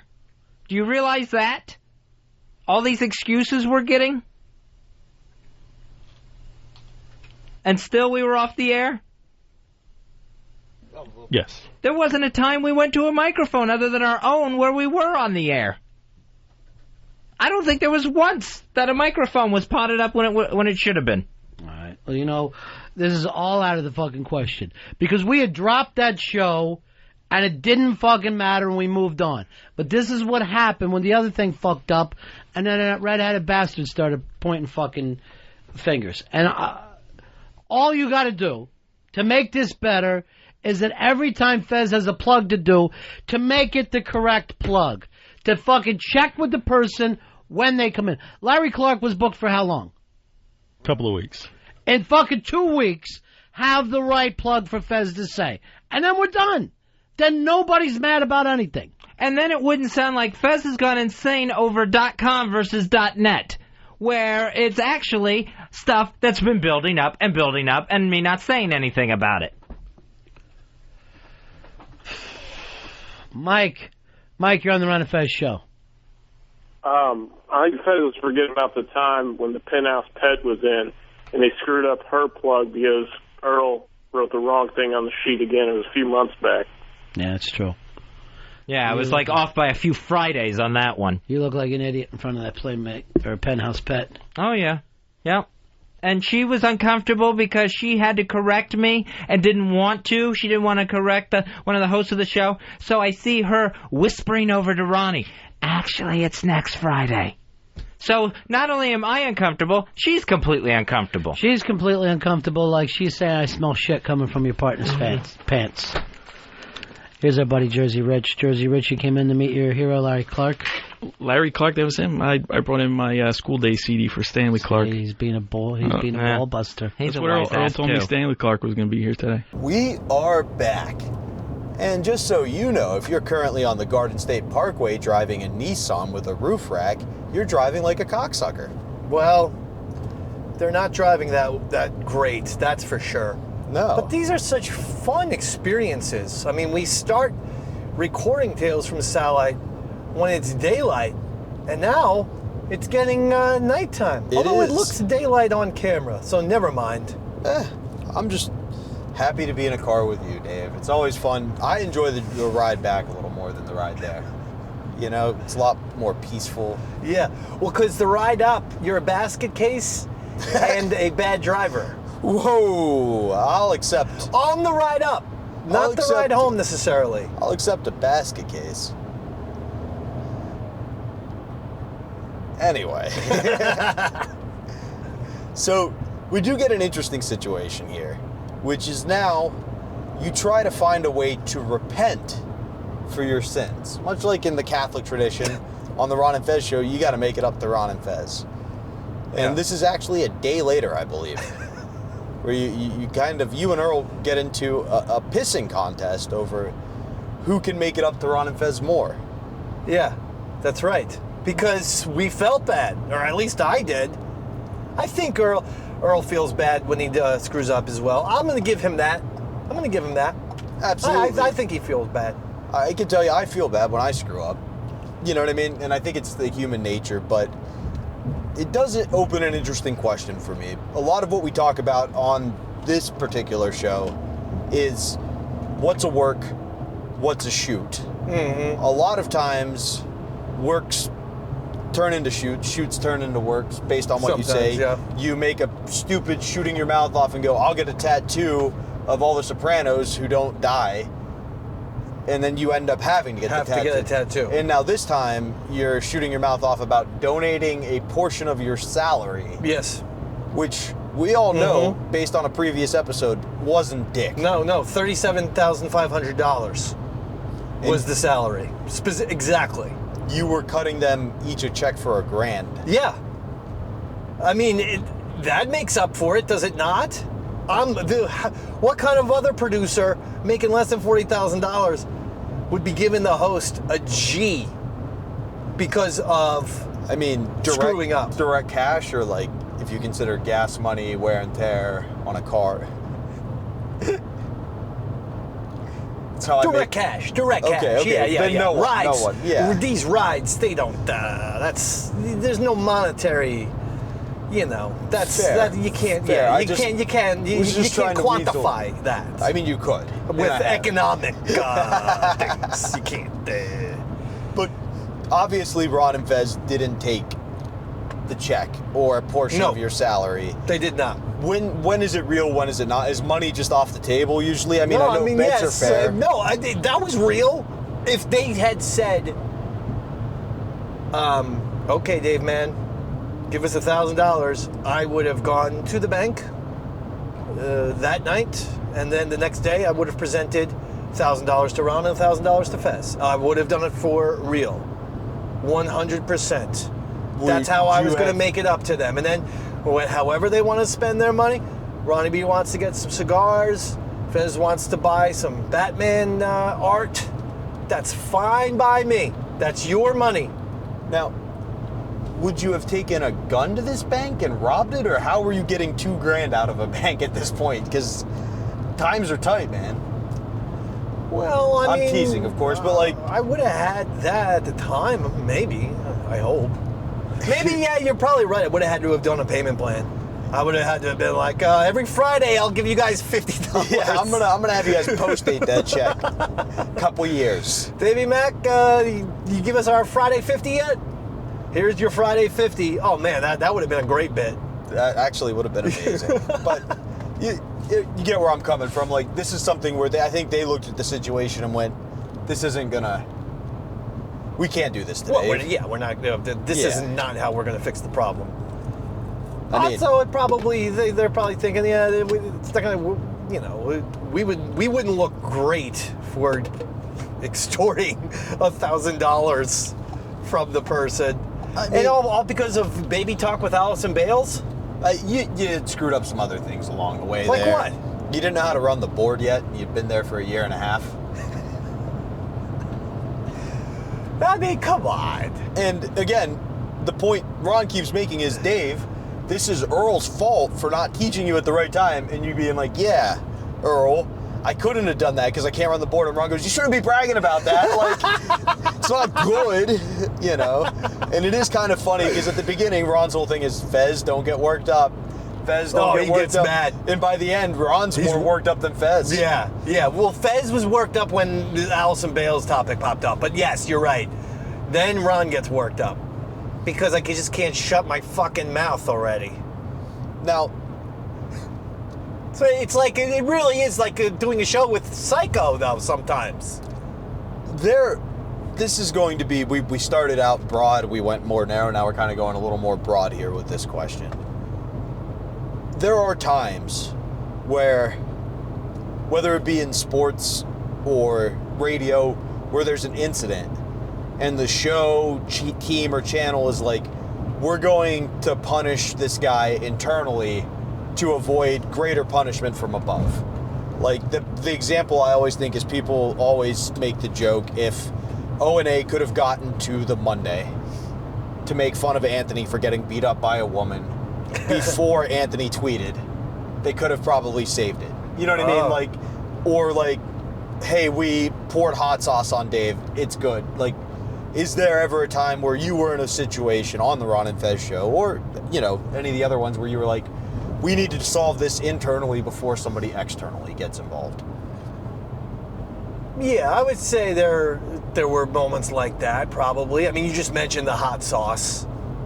I would say the shit, anything with shit. Like when the stunt wars were starting to get just insane, to the point where I had 5 O&A guys try to, you know, hold me down while they were going to shave my head. And I fought them off, basically, by basically acting like a wild lunatic. First, with throwing haymakers, and then secondly, by defecating in my hand, and going like that, you know. And so, when we did this shit situation, I felt like that was a situation where I believe I was suspended for 3 days, because it was like, let's just do this real quick so that he doesn't actually get fired, because he was chasing people with feces on his hand in the studio. Very interesting. So that was one where, I did take the punishment. That actually could have been a Don Wicklin idea, truth be told. It was like, listen, let's just tell them, let's just suspend Dave. I actually was suspended. But he's like, let's just do it real quick right now, and then it'll be fine. I'm like, all right. Smart. And that's not Ryder or anything. That was just what happened. Yeah. I know there was the one I think of. And you know how they found out? You know how they fucking found out? I have a guess based on how you asked the question. How? Guess. Has he been doing radio since he was 14? No, it wasn't that guy. Master Poe, who kicked me in the stomach. So we're doing a fucking crazy ass stunt war. It's radio people. It's O&A staffers, Ron and Fez staffers, me. It's basically me versus the whole O&A staff. They're trying to hold me down. I'm going like that. Then I'm doing this. Then I put shit in my hand. Then I'm like, if you guys try to fucking forcibly, hold me down and shave my head, I'm gonna put shit on you. And Master Poe comes into the studio and karate kicks me in the stomach. And he fucking kicked me hard, like he doubled me over. Well, being the man that I am, I get kicked in the fucking stomach. I don't even fucking go to Sirius XM. Master Poe, being a paranoid weirdo, calls up HR and says, look, the only reason why I had to karate kick Eastside Dave McDonald is because he was chasing people with feces on his hand. They go, come again? Yes! HR goes, excuse me? What? God. Huh? Oh. And so because of that, Don Wicklin's like, yeah, Master Poe just fucking called HR. Dave's in a lot of trouble. They think they want to fire him. Oh my God. Let's suspend him real quick. Why would they do? Oh God. Why would Master Poe fucking rat us out? The both of us. Yeah, like moron. Jesus Christ. And I'm the one who got kicked and I wasn't fucking calling HR. No, of course not. And that's, again, everybody involved knew what it was. That's one of those... I've never contacted HR in my life. I never will. No, it's one of those situations I'm the one person who could contact HR more than anyone on the planet. Yeah. That fucking hot sauce poured in my dick hole, for Christ's sakes. But it's one of those situations where it's like the t-shirts and the suits, right? Yeah. The t-shirts aren't going to be able to explain to the suits what's going on. I ain't saying shit to anybody. That's the Davey Mack way. I was so disappointed in Master Poe for that. Like, dude, you're the one who karate kicked me. I didn't fucking call that.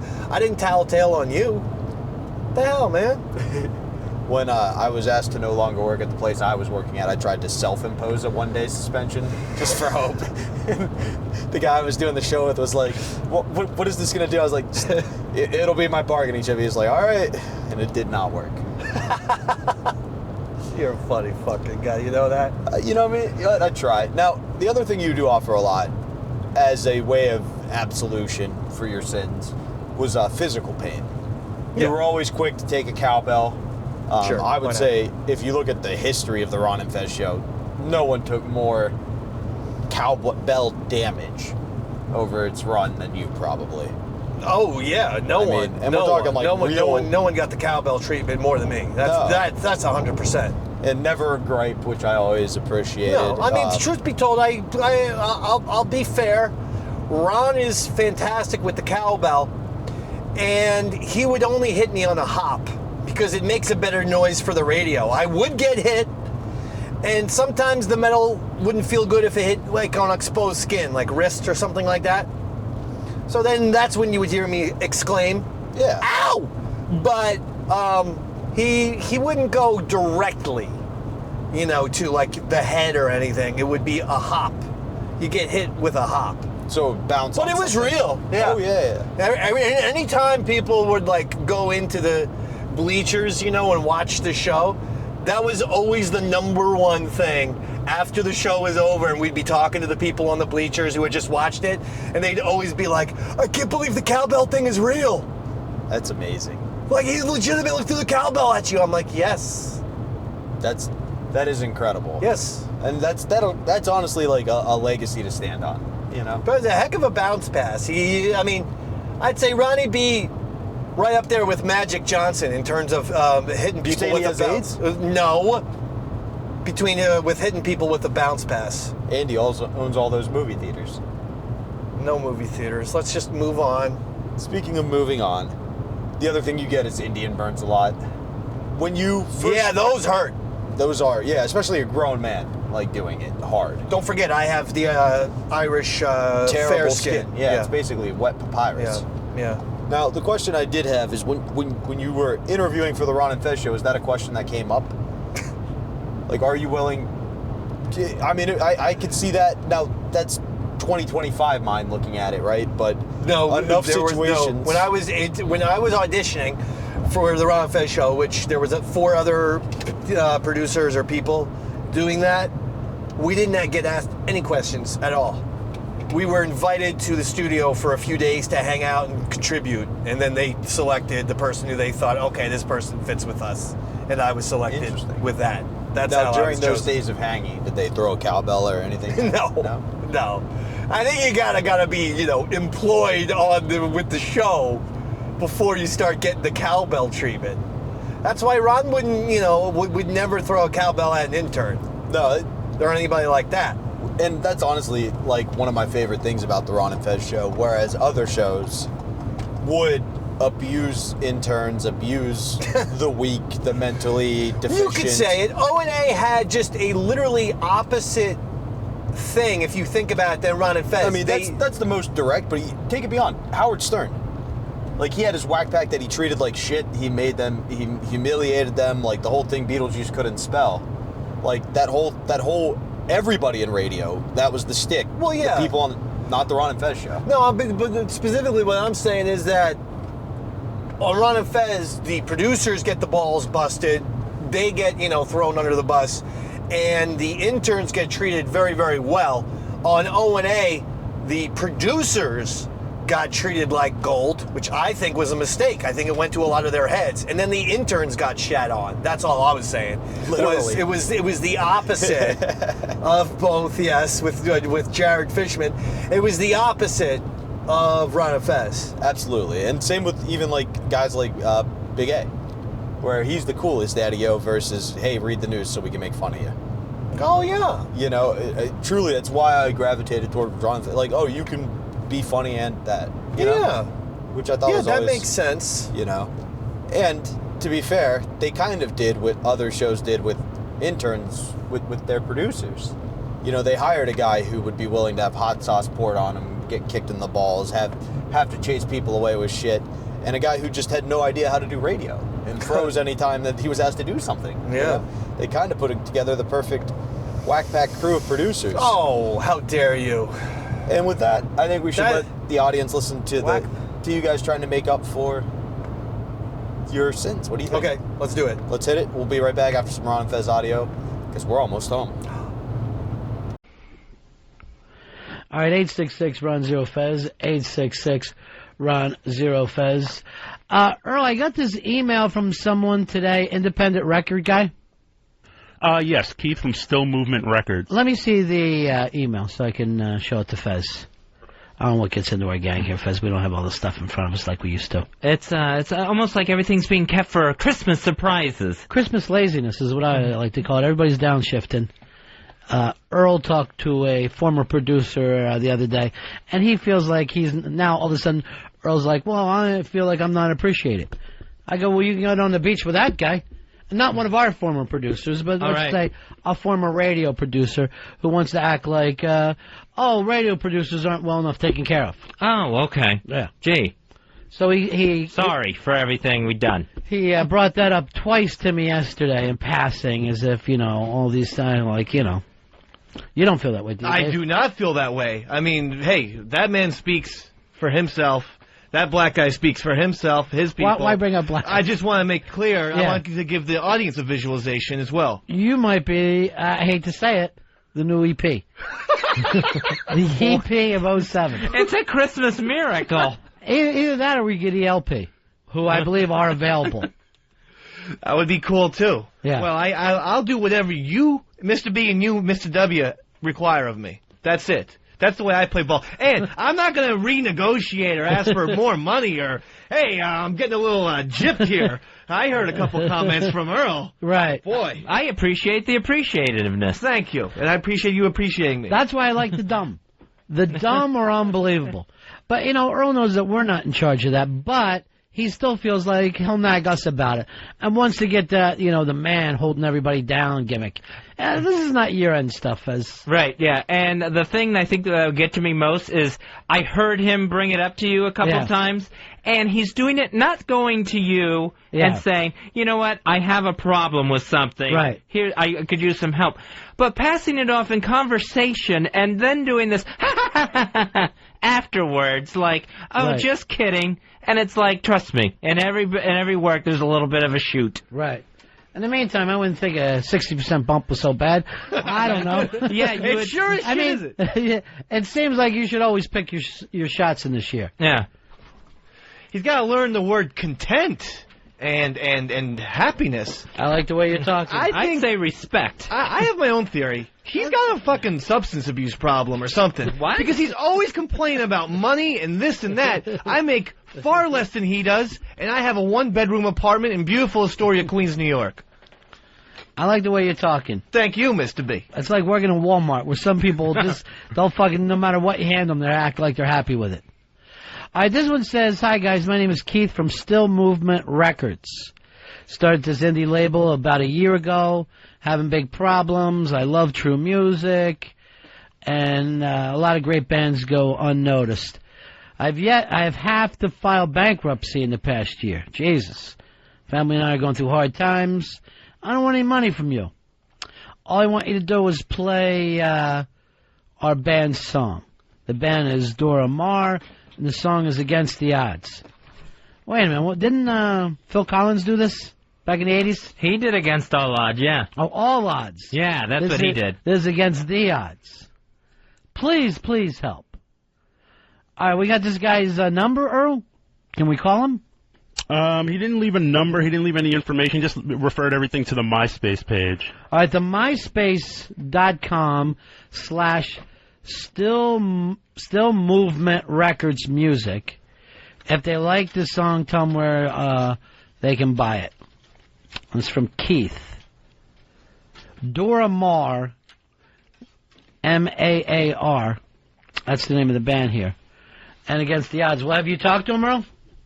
I emailed him back, and still waiting a word from him back regarding it. And they do anything to help independent labels. I know how much they're. Where does that come from? We do anything to help independent labels. No, I mean, I personally have always been very supportive of it. What have you done?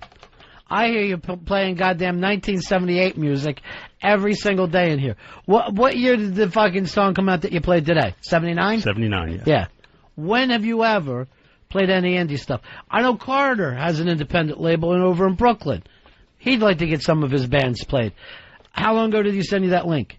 A couple of weeks ago. How many of the songs have you got on? We haven't played any of them yet.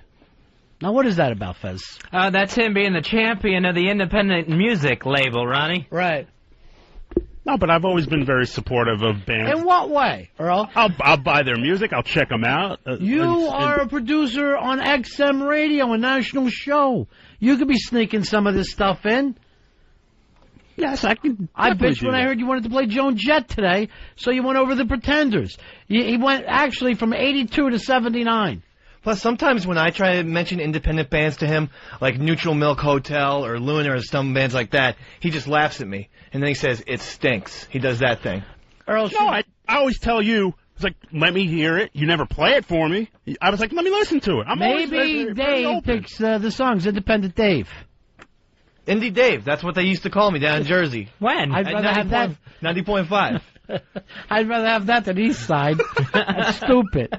There's already an indie Mike. I'd be ripping him off.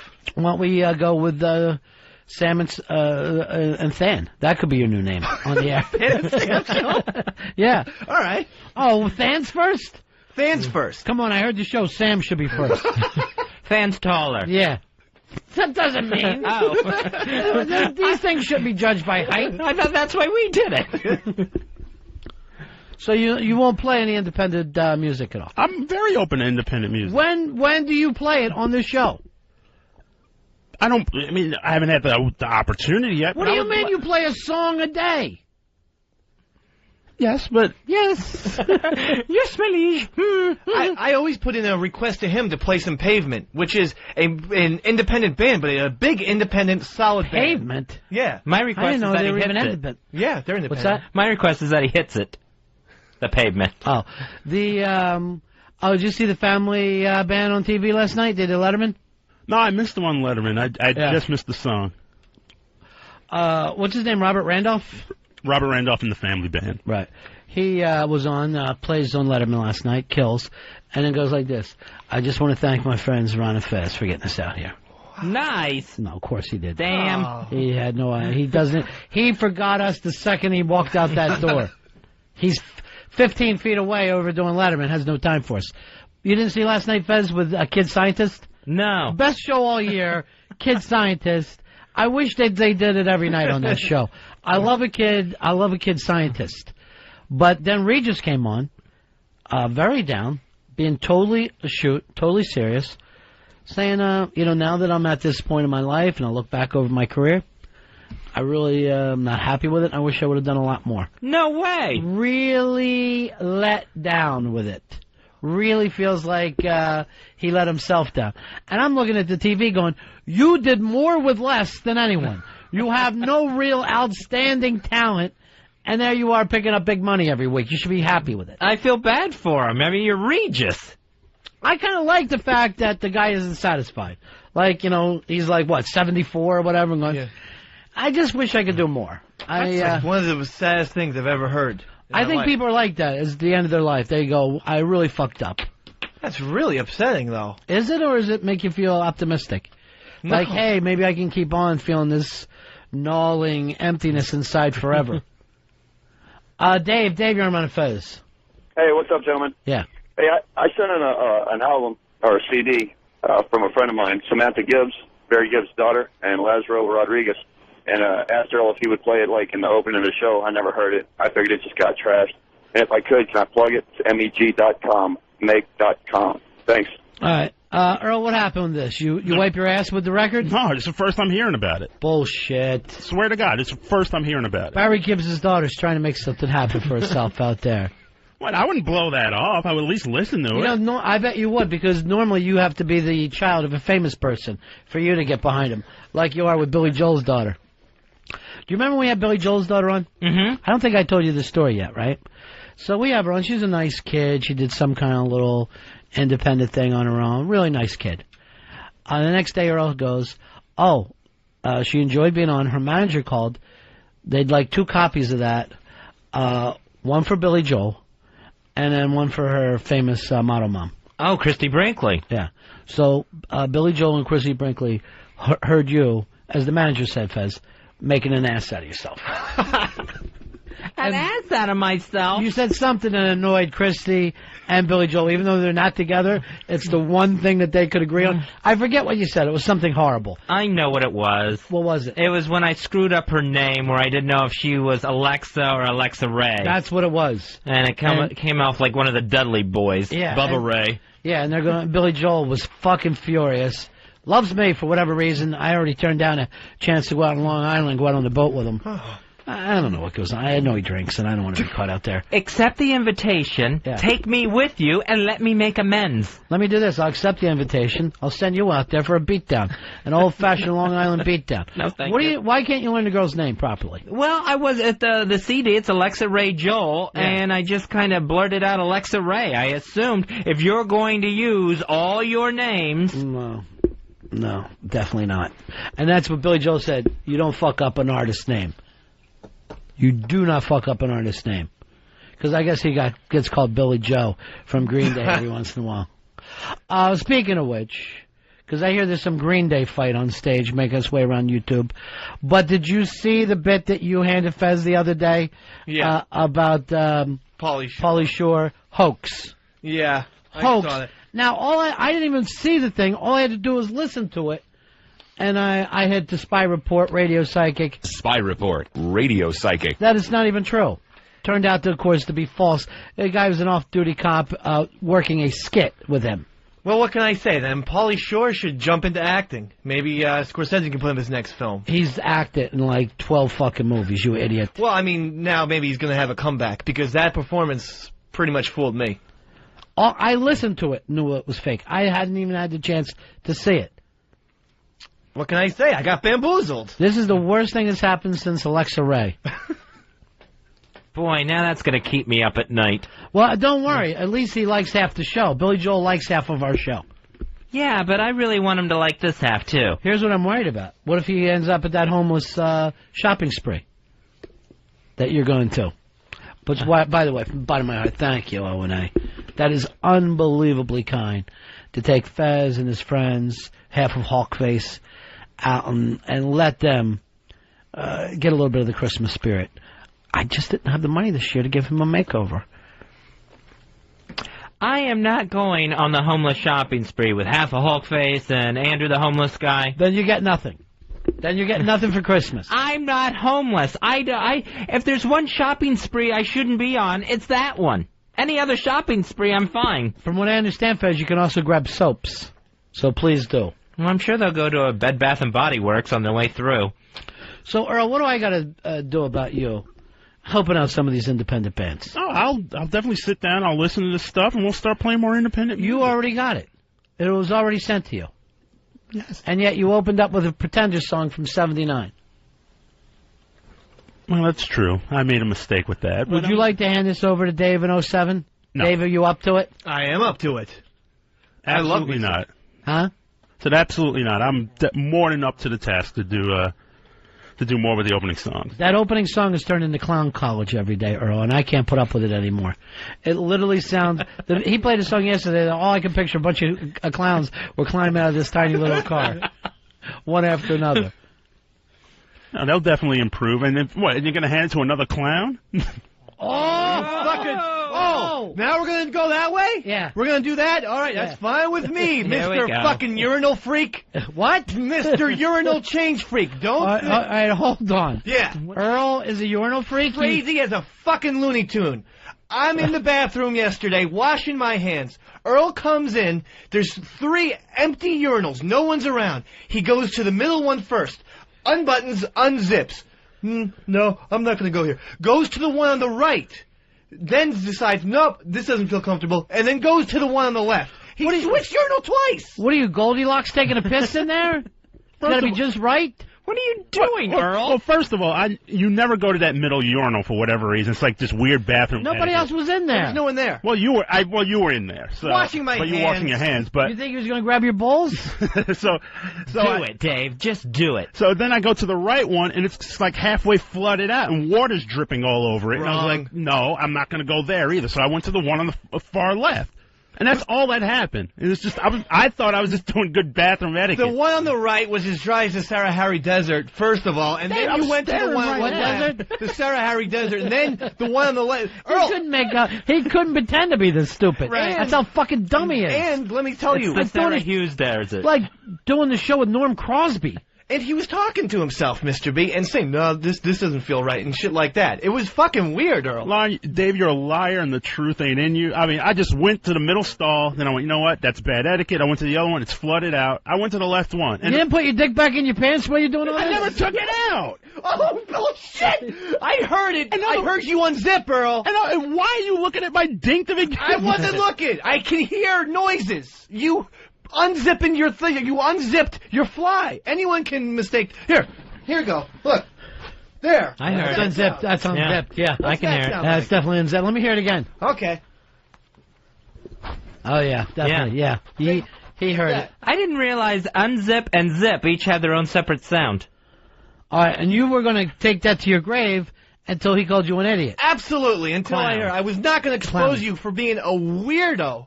And for just playing musical urinals in the bathroom. It was strange. That's weird. Seriously, Earl. That's really weird. Just go in, take a piss, wash your hands, and get out. That's not asking too much. Well, you know how bad that bathroom smells, right? It smells awful, and I don't know what's emanating out of the pipes from there. There was water all over that right stall, and I stopped and looked down, and it was like a small puddle there. So I went of your own urine? No, of water. So I went all the way to the left. And he's using his own bathroom key still.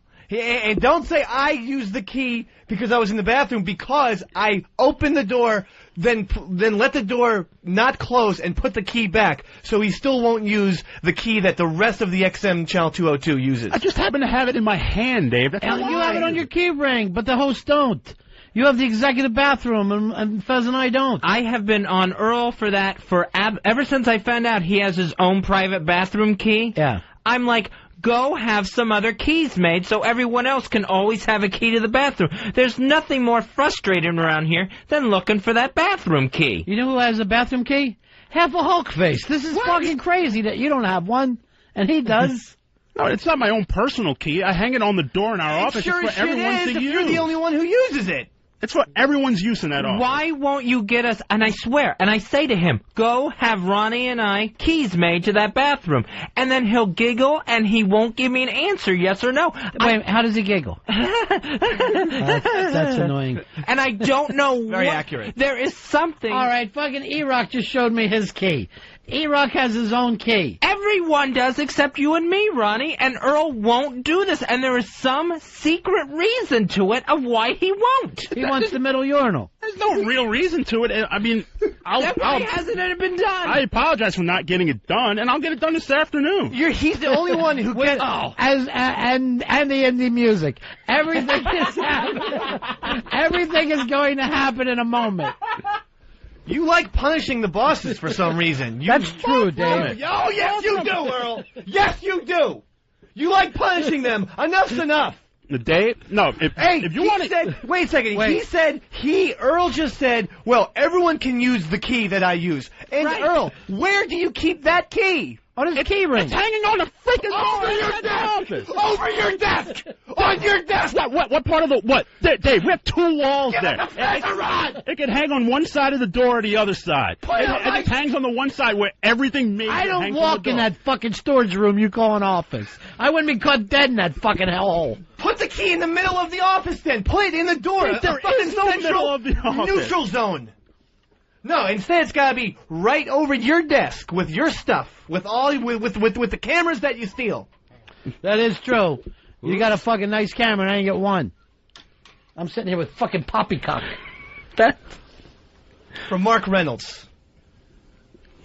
What am I? And Fez is going to be watching Scorsese flicks. And you know that he ain't going to open them. There's not one cartoon in there. There's not?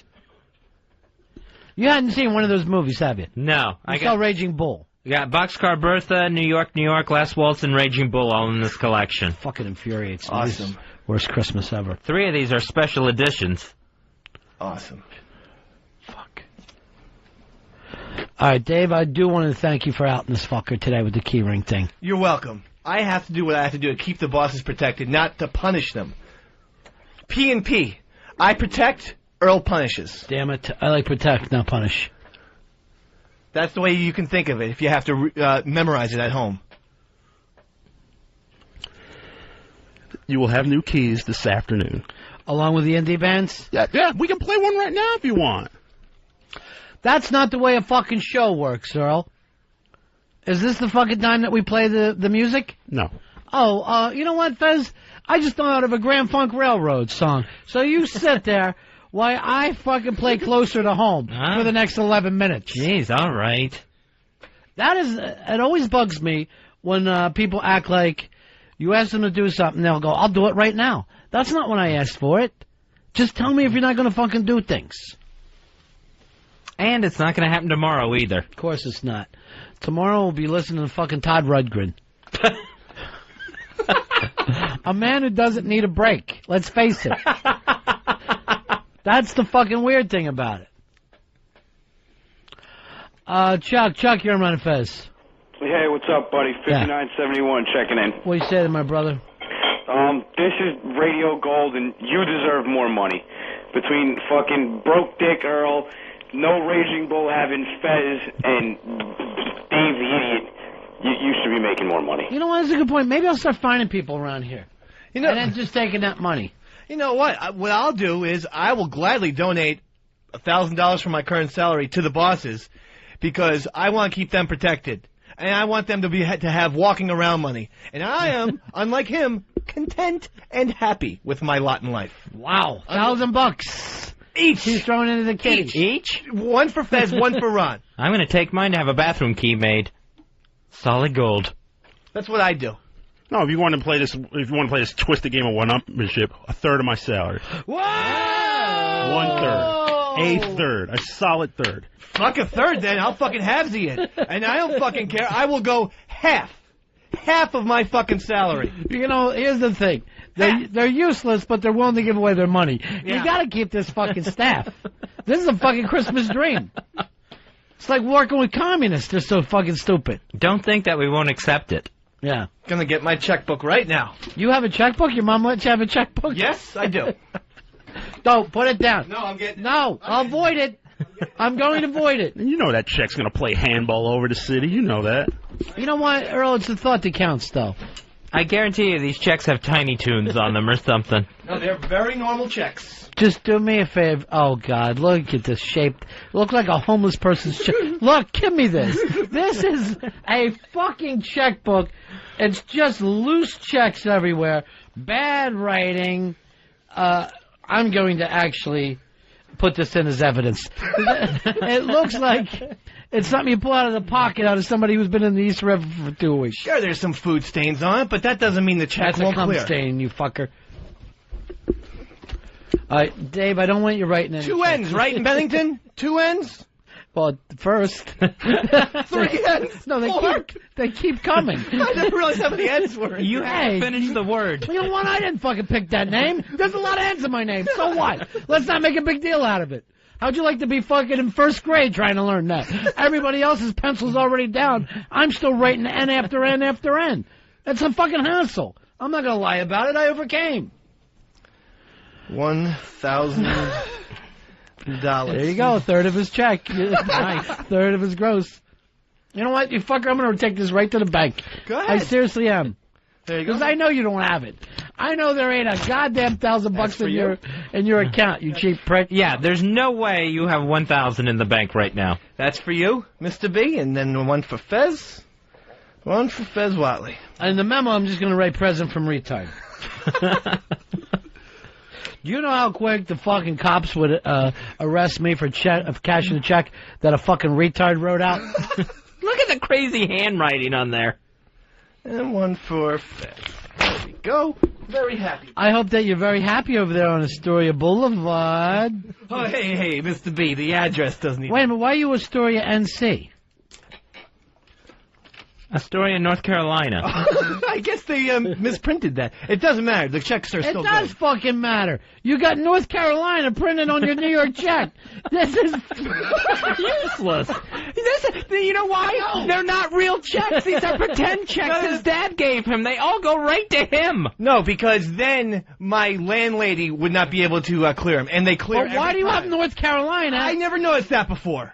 And yet I look at your check for 2 seconds and go, something fucking stinks with this. I can't believe you, after all the work with Bennington, you misspelled Watley. What do you mean? I can't believe you made a check out to Watley. How's he going to cash that? Pretendville? In Astoria, North Carolina. You know what? We'll go to cash this. It'll be just like a little card table and a cash register that West Side is sitting in front of. Hello, welcome to the bank. Here's your monies. And we'll just get Monopoly money. The branch manager looks like Roberto, the ventriloquist dummy. Now, Earl, you're ready to give us 1/3 of your paycheck every week. Yes, definitely. Why? Where's the check? What kind of employee does something that's stupid?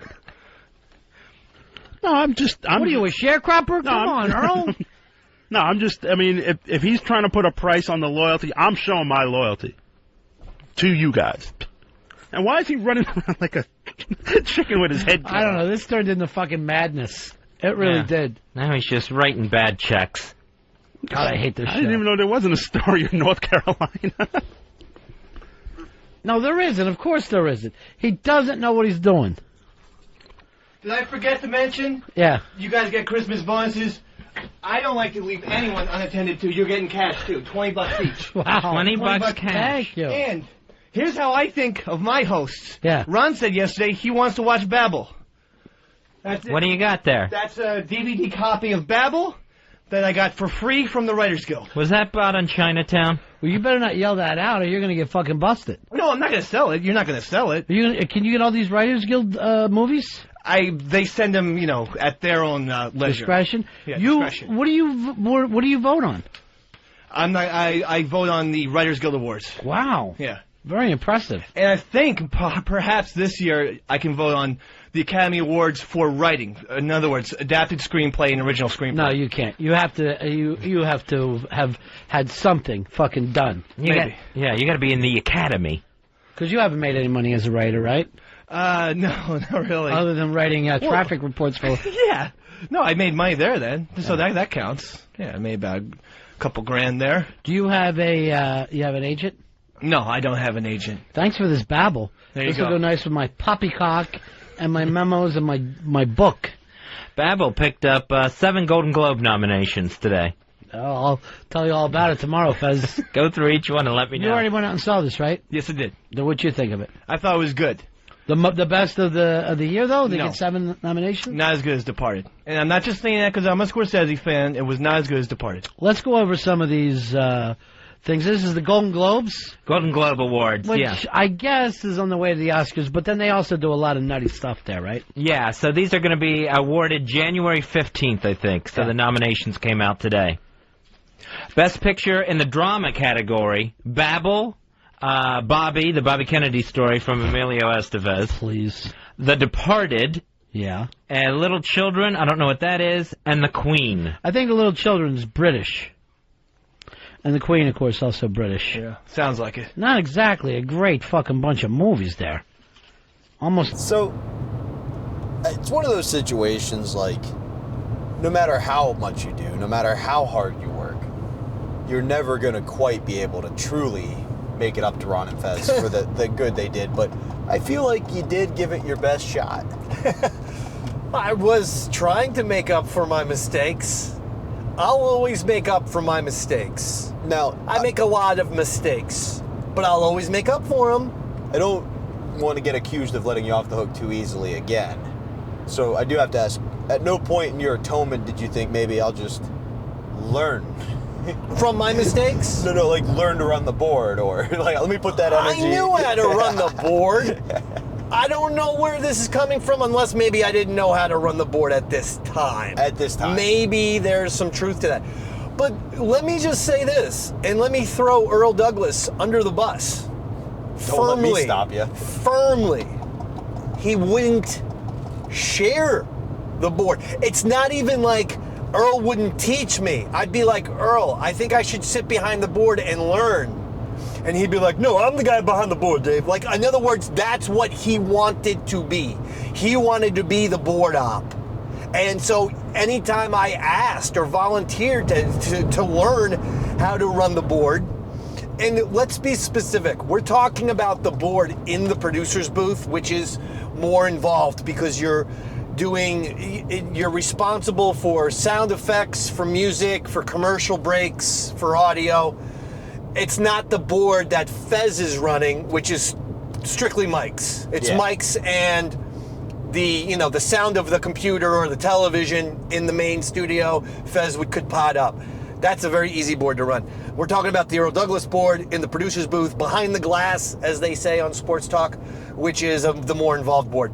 I could do that board. I mean, I eventually knew how to do it. And again, not that hard to learn, and I do know how to do the radio thing. So it's just I take the notes and I go, okay, you hit this button. But Earl did not want me ever fucking touching that board in the producer's booth. That's the truth. Part of what we learned the problem was the only time he let you is when there was something else or a problem going on that he had to solve. Yeah, I so mean, like Ron was saying, you teach a guy when it's dry. You don't, when you're in the hair, you don't, the thick of the fight, you don't teach him to do it then. I wonder, I guess he's probably still doing the board, right? He's the board man? He runs the board? I think his... In the producer's booth is what I'm saying. I think his role on the show these days is kind of like, you know how you have that one friend you invite to a party so that all the friends can pick on them? Yes. And they don't pick on each other? Yeah, I know. I believe that's Earl's rule. Well, I know that, but physically. I think that's what he does physically. He just stands there.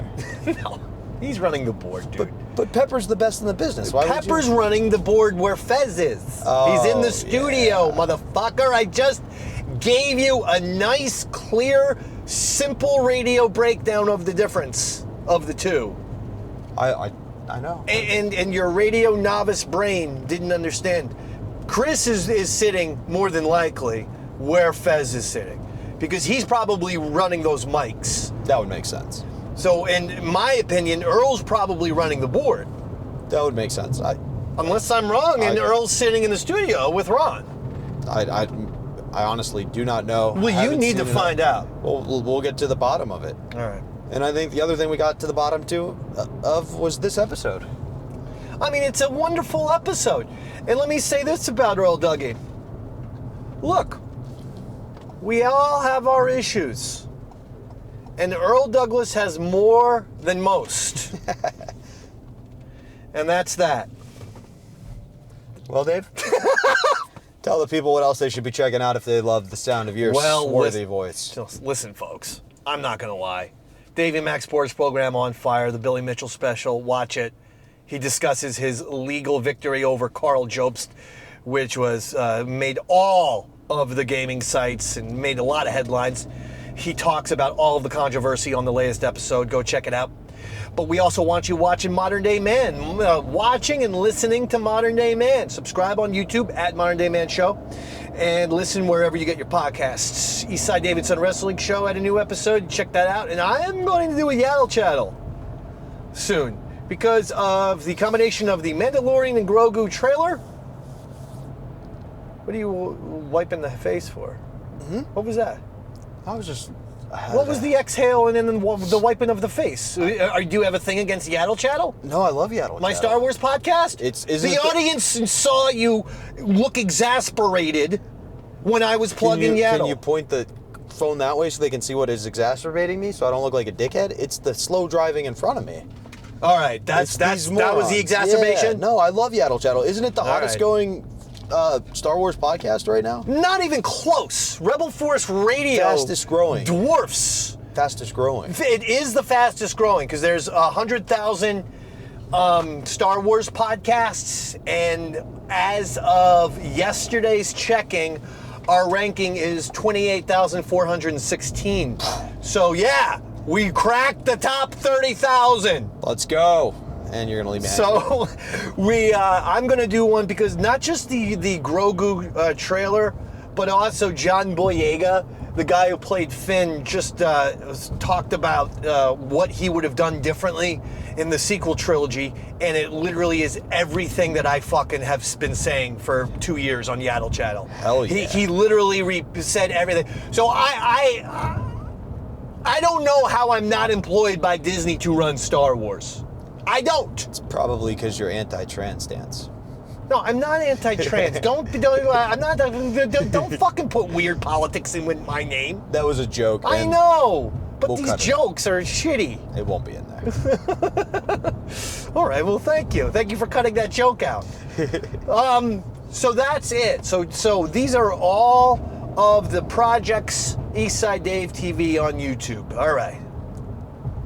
That's it. John Boyega, the real Boyega, owes me 1,000 favors.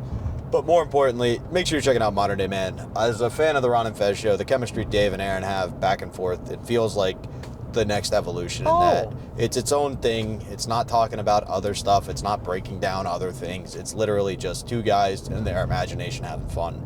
And check that out. I'll be in Columbus October 11th. At the Attic. I will be in Hilarities in Cleveland, Ohio, October 12th. And I'll be at Dead Crow Comedy at the end of December if you're interested. All right, Check buddy. it out. On that note, guys, thanks so much for tuning in. See you next time.